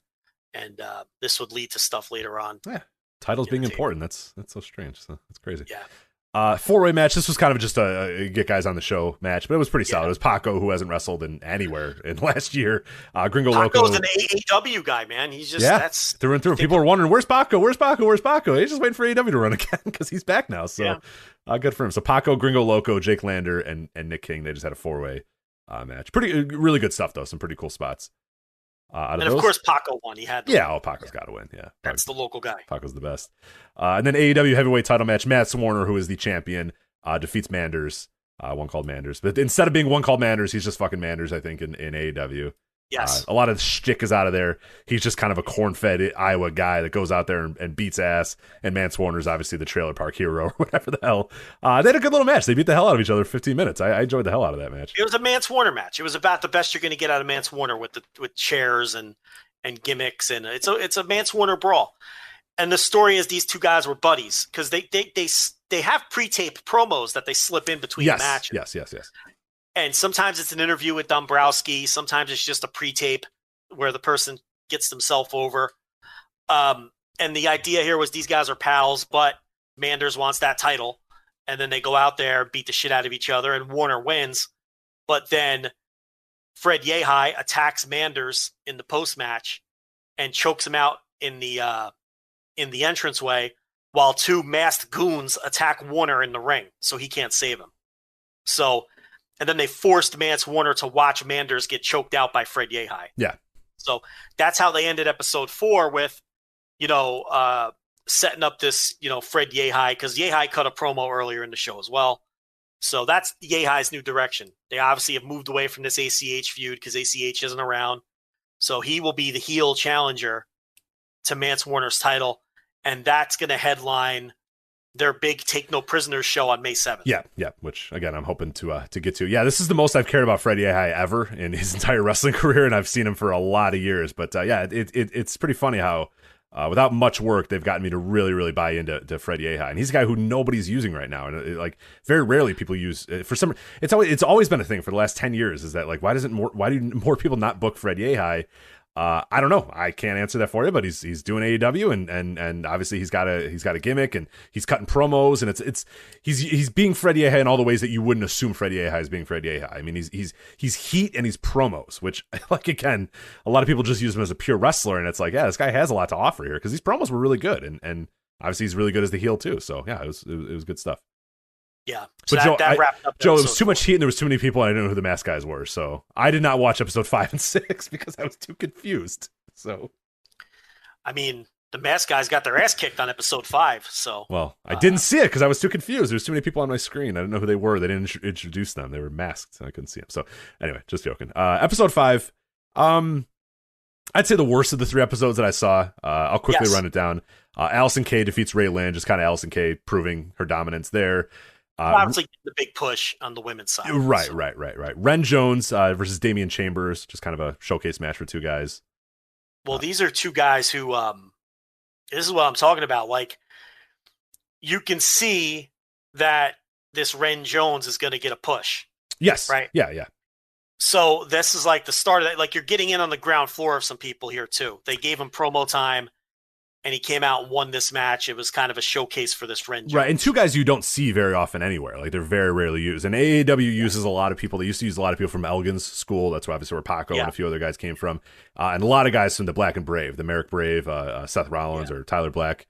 For some reason, a lot of companies don't use those guys for some reason. I don't know why, but that's, to their benefit. They're getting guys from there. They're getting guys from Chicago. They're getting guys from Iowa. They're getting guys from Indiana, from St. Louis, Missouri for Elgin and stuff. So yeah, they have a pipeline there, and it's showing into some pretty good guys. So yeah, that was a pretty cool showcase there. Ren Jones is very tall. Yes, and he has a presence about him.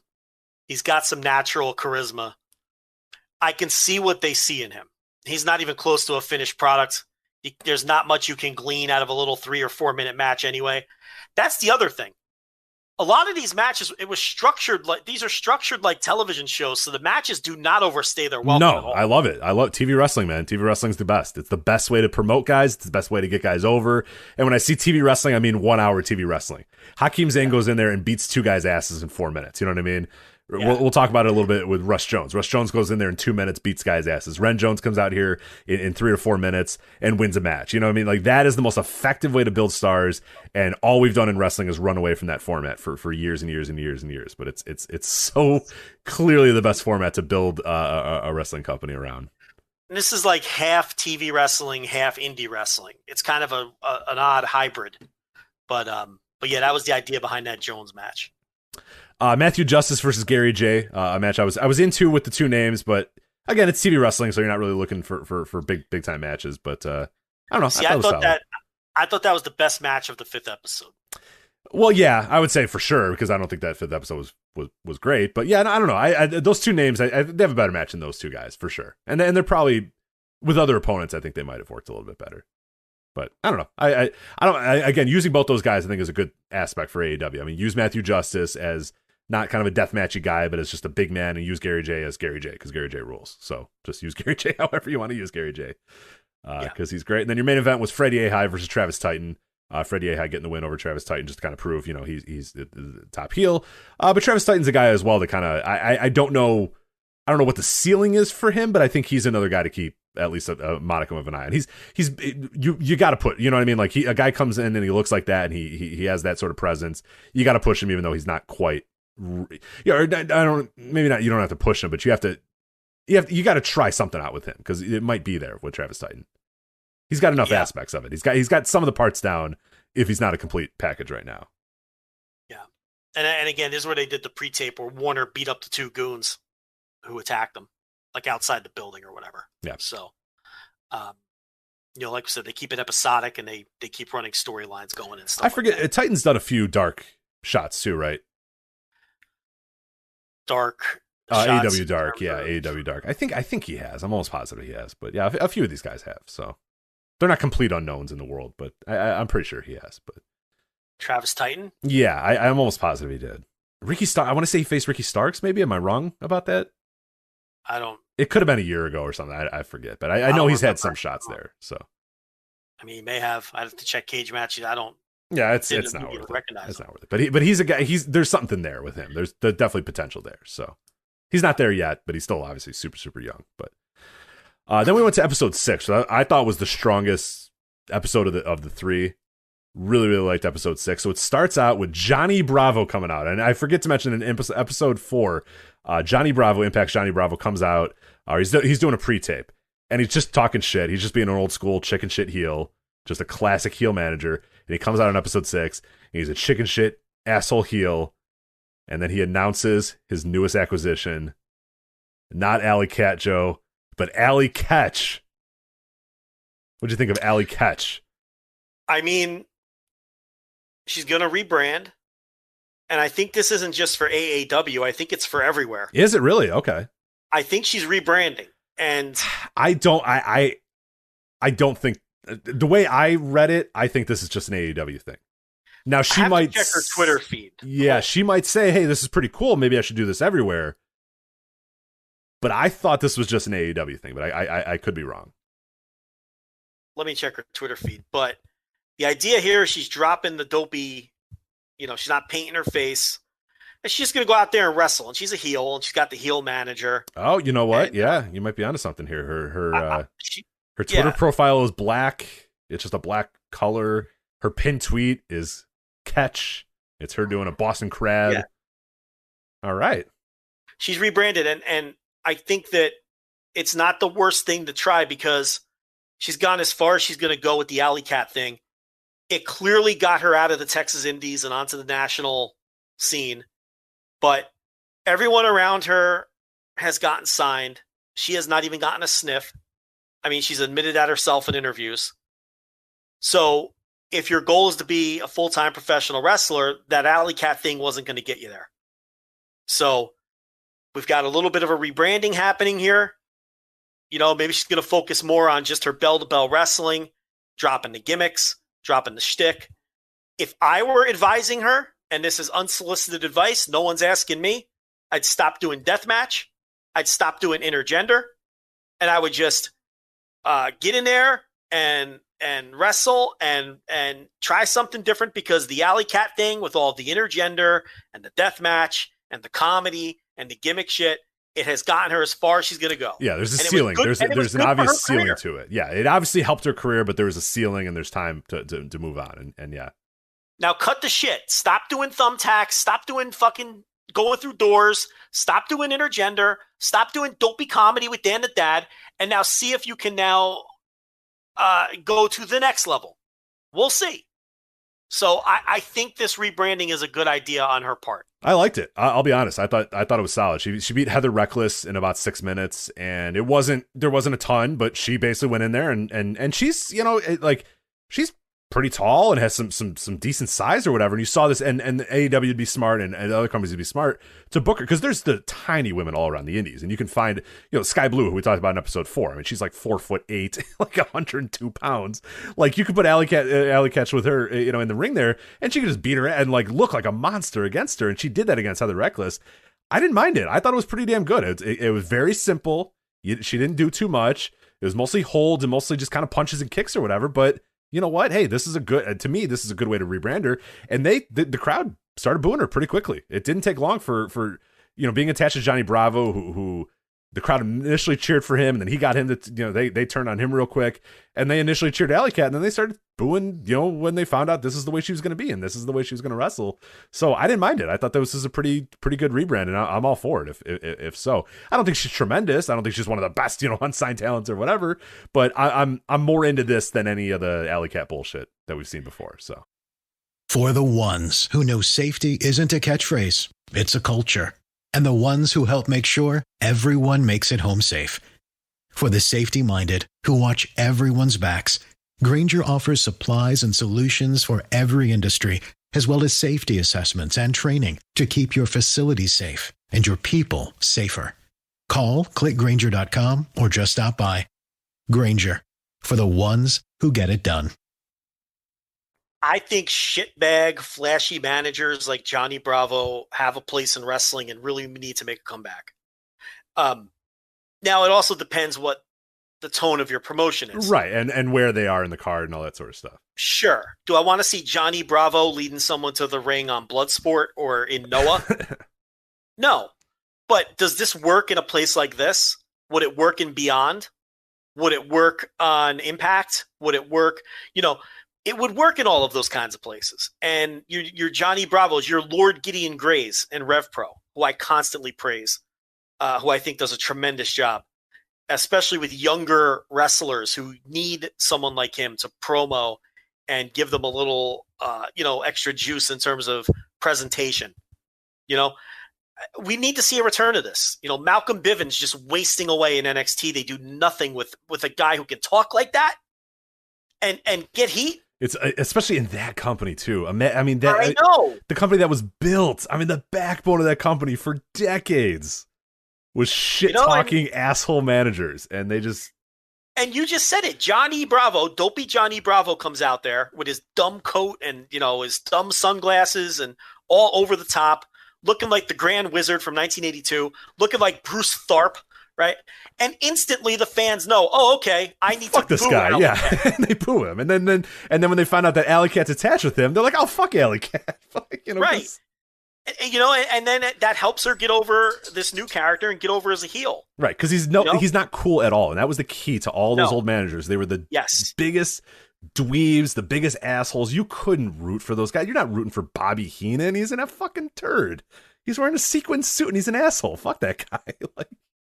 Yeah, it's and they've got this Johnny Bravo, I think, is perfect for that, and they've got this other guy, Chuck Smooth. Oh, we're gonna talk about Chuck Smooth, who is a confirmed Voices Wrestling flagship listener. We'll talk about that. Yeah, we'll save that. We're getting to that, so let's move on here. This is the next match, actually. Next match, I was gonna say, we're talking about shitbag managers. You have a 2-on-1 handicap match. Russ Jones with his manager Chuck E. Smooth, who I think Chuck E. Smooth's an old IWA Mid-South guy from years and years and years ago. But it's a 2-on-1 handicap match. He came out in one of the episodes. I forget. I think episode 4.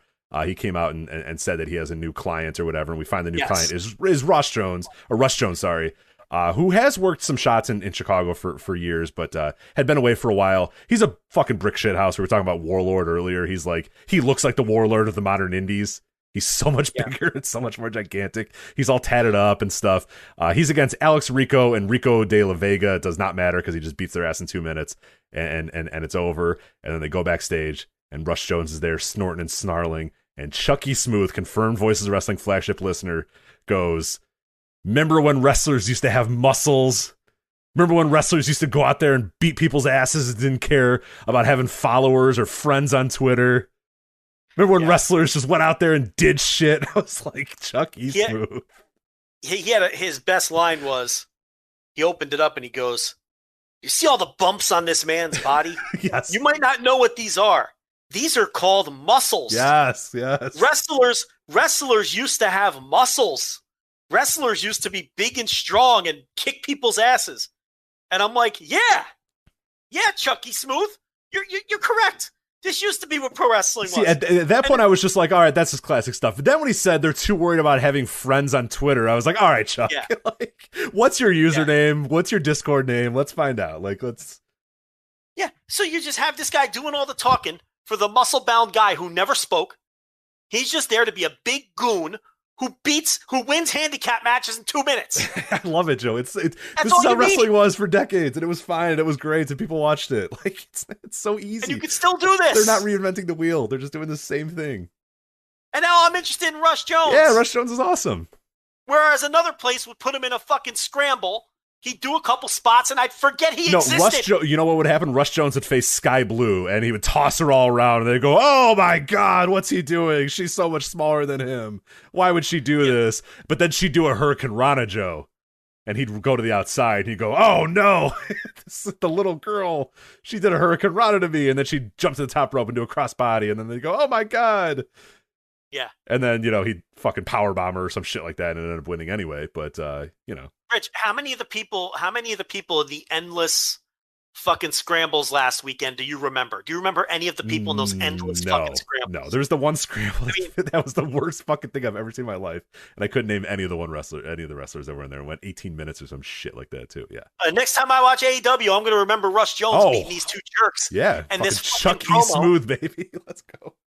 And again, this is another guy just like the Ren Jones where they're planting seeds. Okay, this is going to be a guy. This is going to be a guy. They're going to get behind this guy. And you hate the shitbag little fucking dweeb manager. And he's got this fucking... He's got even a horrible name, too, to the point where you can't root for a guy named Chuck E. Smooth or John E. Bravo. You know what I mean? Like, they're kind of the same thing, but it's so old school in that sense that it's like, no, you can't root for a guy named John E. Bravo or Chuck Smooth. I think he's just Chuck Smooth. Yeah, he's just a fucking, Well, okay, so to be fair, he was Chuck E. Smooth back in the IWA Mid-South days or whenever he wrestled. But I don't think they want two guys with the E. Yeah, so sorry, yeah, but he's just Chuck Smooth now. But like I said, it's such a dorky name and he's such a dweeb. Like, he looks like a fucking dweeb. Yeah. You know what I mean? He looks like just some shitbag, like, high schooler, even though I think he's like 35 or something like that. I think he's my age, but like, you can't root for this guy. And that is the key, is like, you need heels and you need baby faces. No one in their universe is going to root for Chuck Smooth. And then subsequently, they're not going to root for Rush Jones either because he's with Chuck Smooth. So, again, that's how you used to make heels and used to make faces. Is, who they were aligned with was just as important as what they did in the ring. That told as much of the story as what they did in the ring. And it was like, nah, fuck those guys. They're with Bobby Heenan. Those guys suck. Like, that was it. That's all the story. Those guys are with Grand Wizard. I don't like those guys. Yeah. That's it. Yeah, you got to go back to that. And they've reintroduced it here. It's good. Ace Austin versus Jay Christ, about an 8-minute back and forth match. Ace Austin looked pretty good in this, and I thought Jay Christ looked good too. So I was kind of just sort of student versus teacher here, with Ace Austin being the young guy, Jay Christ being kind of the older veteran. I feel very old with Jay Christ being now a veteran pro wrestler. One half of Irish Airborne is now a veteran pro wrestler. But anyway, Ace Austin got the win here. It looked pretty good, and I liked it. It was a good little match. Yeah, it was good. And then AAW Heritage title, Myron Reed defeating Hakeem Zayn to win the Heritage title. 16 minutes, really, really good back and forth match between these two guys.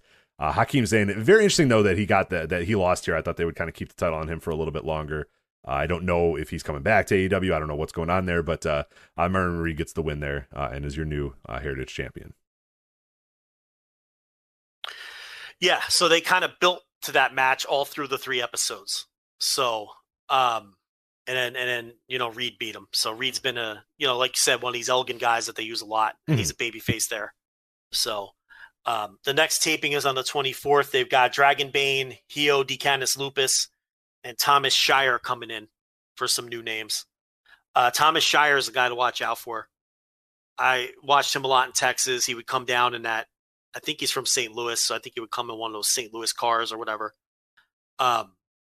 He had a very good match in the St. Louis Anarchy G1 style tournament before they canceled that.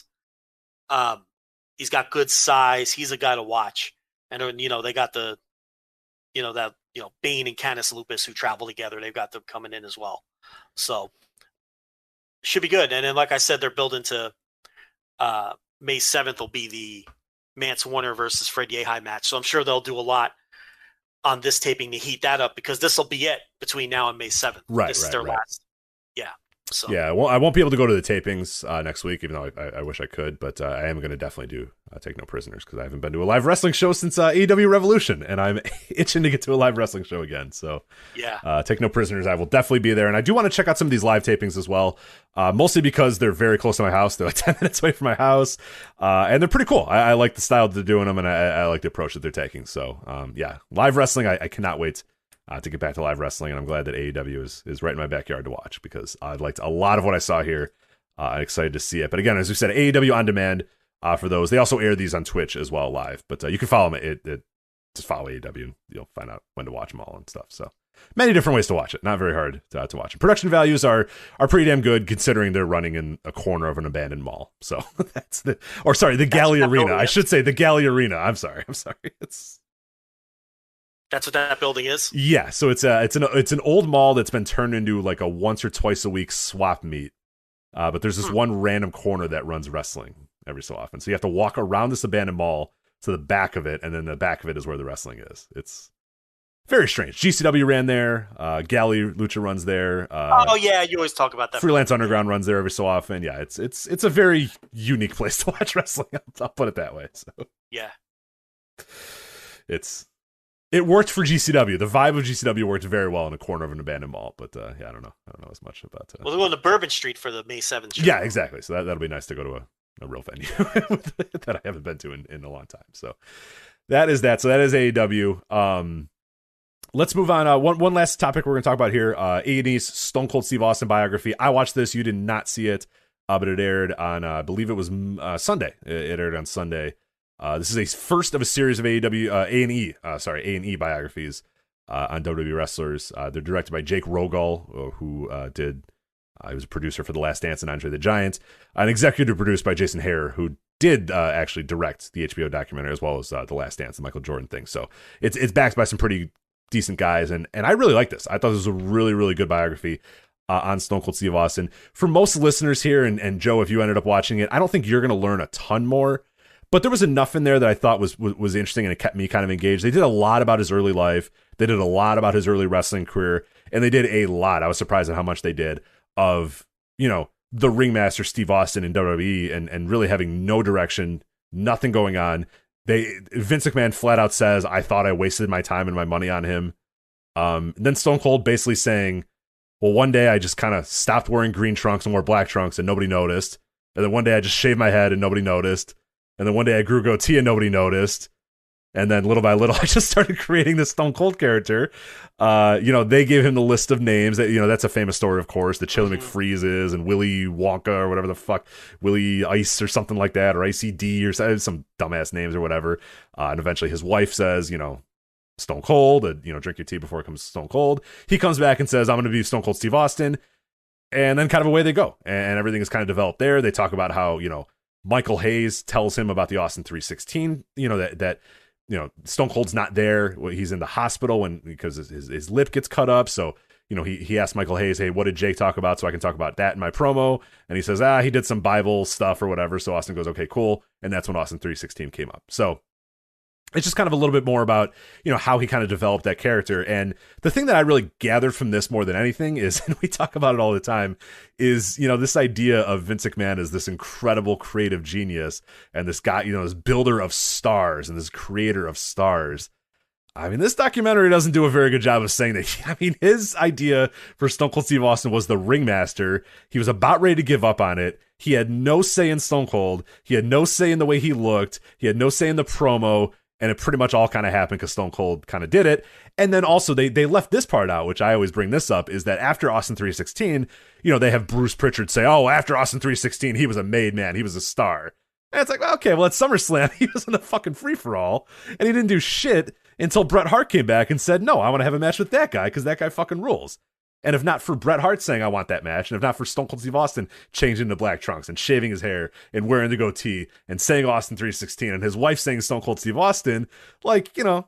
I don't know how much credit I'm going to give Vince McMahon and the World Wrestling Entertainment for the creation of Stone Cold Steve Austin when they had nothing to do with it whatsoever. So I don't know. Yeah. It's one of those, if it shined a light a little bit more on that because they were pretty honest. And Stone Cold, I mean, at no point one time for a second did he give WWE credit for anything of Stone Cold Steve Austin.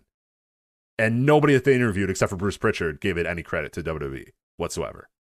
Mick Foley, even Michael Hayes says, I just told him, I told him Jake said something about the Bible. So that's how he did it. That's, that's all. That's it. That's everything. Yeah. And it's kind of like, it kind of shined a light on me even a little bit more because I was just like, oh, fuck, yeah, Jesus. This guy did it all on his own. And really, the promo style of Stone Cold Steve Austin is Paul Heyman. Bringing in Stunning Steve and saying, hey, or it's just Steve Austin himself, where he brings him in after WCW and says, hey, talk. I mean, when you listen to those Steve Austin and ECW promos, that's Stone Cold Steve Austin. Cold. That's it. Yeah. That's Stone Cold right there. Yeah, absolutely. That's Stone Cold with hair. I mean, that you're absolutely right. And McMahon's idea was ringmaster. And it sucked and it was a dud. And it turned one of the most charismatic wrestlers of all time into a non-entity who was on the verge of being cut. Yeah, Steve Austin says, I had no idea what he wanted me to do. I didn't understand the character whatsoever. I didn't know what I was supposed to be. Now he's a genius star maker. That's right. He said I was the ringmaster, and I didn't know what the ringmaster meant, and nobody told me what the ringmaster meant. Right. Great. And good. It's not as if Steve Austin wasn't a known commodity literally from day one as a potential future superstar and top guy, because that was exactly what he was known as from the moment he debuted. He got pushed immediately right out of the gate in the USWA, was a star as a rookie, and WCW brought him in, and everybody thought he had top guy potential there. And that kind of stalled when Bischoff came into power or whatnot. And then, obviously he had the pit stop in ECW where, like you say, he was doing Stone Cold in ECW. It was an early version of Stone Cold, especially the promos.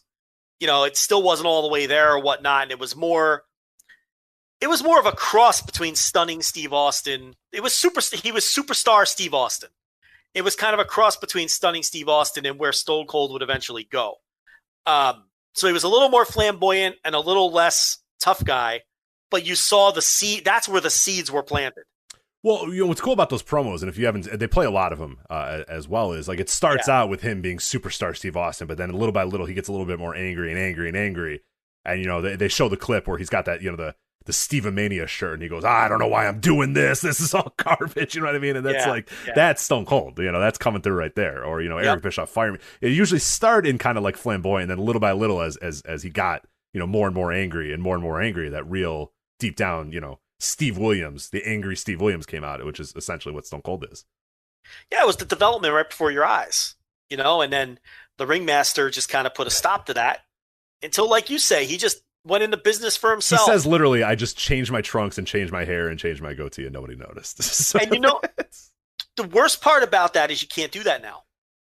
Everything is so micromanaged and controlled. And Michael Hayes even says that as well. I think Triple H even says it too, which is kind of funny that he says, that Austin 316 was just like a complete, it happened because Austin wasn't there. He showed up and said, hey, what did Jake talk about in his promo? Michael Hayes says, hey, something about Bible verses. And he goes, okay, cool. I'll just do something. I'll figure it out. And he goes out there, and that's when he calls Austin 316. He wouldn't talk about, he'd talk about fucking dodos or saber-tooth tigers or whatever the hell fucking T-Bar had to talk about this week on Raw. You know what I mean? Like, nobody would have scripted Austin 316.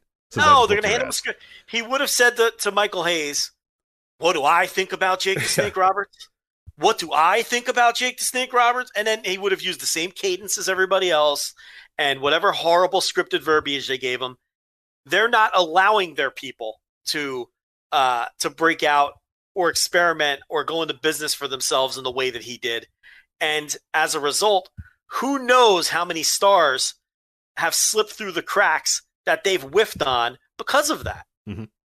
Who knows? Yeah, the documentary does a very, very good job of telling you how close it came to Austin just never being a thing and just being nothing.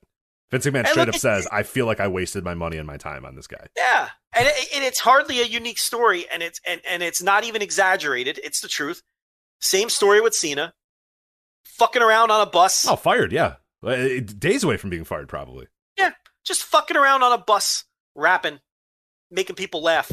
And the right people heard it and said, why don't you incorporate that into your... This is why we see all the time Miss McMahon is so overrated in terms of star creation and creativity and all that. Tremendous businessman. Vastly overrated in these other areas where he gets incredible credit. Vastly overrated. I mean, his original vision for the three biggest stars of the last two and a half decades or whatever were flops. Yeah, Blue Chipper. We have Blue Chipper, Rocky Maivia. Yep. The Ringmaster. Yep. And John Cena, ruthless aggression. John Cena wears hometown team's trunks. Yeah, and acts mean. As and acts like a guy who's determined. I mean, it's like those were all enormous flops. And The Rock was going to make it regardless. Got to be fair here. He's going to make it regardless. The other two, strokes of luck. Strokes of luck. They made it. Austin made sure that he made it, and Cena was just a stroke of luck. Where are they without Steve Austin and Cena today? Yeah. They're not getting billion-dollar TV deals. No, they're not. So, no, I didn't see it, but And like you're saying, this is not something where a hardcore fan is going to learn a lot. Is that what you're saying here? Yeah, I don't think a hardcore fan is going to learn a lot, but I think it does a good job. It does a good enough job where I don't think your intelligence is not going to be insulted here. You know what I mean? Like they don't, like you said, they don't have to introduce you to. They don't say, well, professional wrestling began and the territory system is. It's just they go right into it. You know what I mean? They don't waste your time. They assume that you at least have some knowledge of pro wrestling when you're watching it. And like I said, Jason Hare, who's the executive producer, he did the Andre the Giant doc from HBO, which was fucking incredible. He did The Last Dance, which was also great. And Jake Rogal, I think is how you pronounce it. He did Last Dance and Andre the Giant as well. So these two have worked together on wrestling documentaries as well as, The Last Dance, which is obviously a tremendous documentary. So yeah, I don't know that a hardcore fan is going to sit down and learn anything new, but I think a hardcore fan will still enjoy it nonetheless. You think are these guys they're producing all the other ones as well? I believe they are. Yeah. So the other ones. So first, I do want to say this real quick before we get out of here. Ratings 1.06 million viewers for this one. A 0.38 in the 18 to 49 demo as well.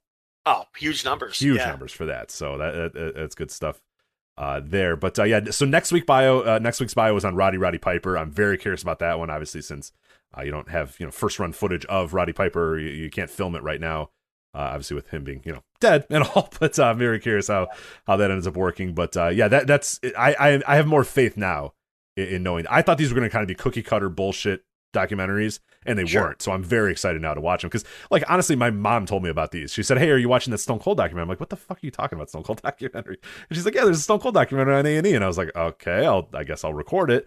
And then she, texted me afterwards. I didn't watch it live, and she said it was phenomenal. And I'm like, "All right, well, she doesn't know anything." What I watched it. I was like, "Yeah, that's pretty damn good." All right, she got it. So I'm very curious now to watching these other ones because Roddy Piper's next week. After that, I don't know the order, but we have a Macho Man one, a Booker T one, a Shawn Michaels one, a Bret Hart one, a Mick Foley one, and an Ultimate Warrior one as well. So some of those I think have the potential to be really cool. I think a Bret Hart, a Mick Foley, a Macho Man all sound really cool to me. Booker T, Shawn Michaels, Warrior. I don't know, but we'll see. I'll see how those go. I have a lot more faith after watching this first episode, though. So Booker T has a really good story. He has a cool story. I wonder how much the problem is Booker T doesn't really like telling his story. I'm curious if they get it out of him. I'm curious if they get it out of him because he tends to just kind of get into shill mode. You know what I mean? Like he's a weird character. I don't know exactly how to describe him. But hey, if they do as well as we did when we interviewed him, they can get it out of him. So we'll see. We got him to talk. Yeah. That was a crowning achievement of that. I don't think this podcast exists if we don't get Booker T to tell. I mean, that was like the one moment where I was like, hey, wait, we're kind of good at this, I guess. Where we had Booker T. He had to go in 20 minutes or whatever. 20 minutes came up. We said, all right, Booker, that's the 20. We'll wrap it up right now. And he goes, no, we're having fun. Let's keep talking. And we're like, he's like, nah, keep going, man. Keep going. And we went for another hour. We talked to Booker T about everything for another hour. It was great. Yeah. Because he had his guy on the other line, and we're like, all right, we can wrap up. And the guy was like, okay, yeah, whatever. And Booker's like, no, we're having fun. Let's keep going. I'm like, all right, cool. Yeah. I'm having fun if you're having fun, man. So that's good. Gave us the can you dig that at the end? Yeah. Oh, yeah. End the show. Yeah. But so I'm very curious about the rest of the lineup, and I'm curious on the ratings too, if these all hold up. I mean, Stone Cold is obviously Stone Cold, but that's a pretty damn good ratings. In the demo too, the 0.38 in the demo is pretty damn good. Oh yeah, so. yeah, for sure. That's those are big numbers. So that's that. Anything else? I don't think we're done. I think we're done. Just over 3 hours here. So anyway, voicesofwrestling.com, mybookie.ag, promo code voices, Manscaped, promo code flagship, and also keeps.com/VOW to support our sponsors. Voicesofwrestling.com/Discord as well to join the conversation that we have going on around the shows and all of everything going on in wrestling. We're also on Twitter @VoicesWrestling, but don't follow us and just delete Twitter instead. So anyway, for Joe Lanza, I'm Rich Critch. We'll talk to you next time on the Voices of Wrestling Flagship Podcast. Our goals aren't as out of reach as we once thought because things are coming back. And if there's anything we've learned, it's that there's no time like the present. At U.S. Bank, we take the time to understand you, to help get you to where you really want to be by getting to the root of any financial obstacle. So you can move forward because side by side, there's no telling how far you'll go. U.S. Bank. We'll get there together. Equal housing lender, member FDIC.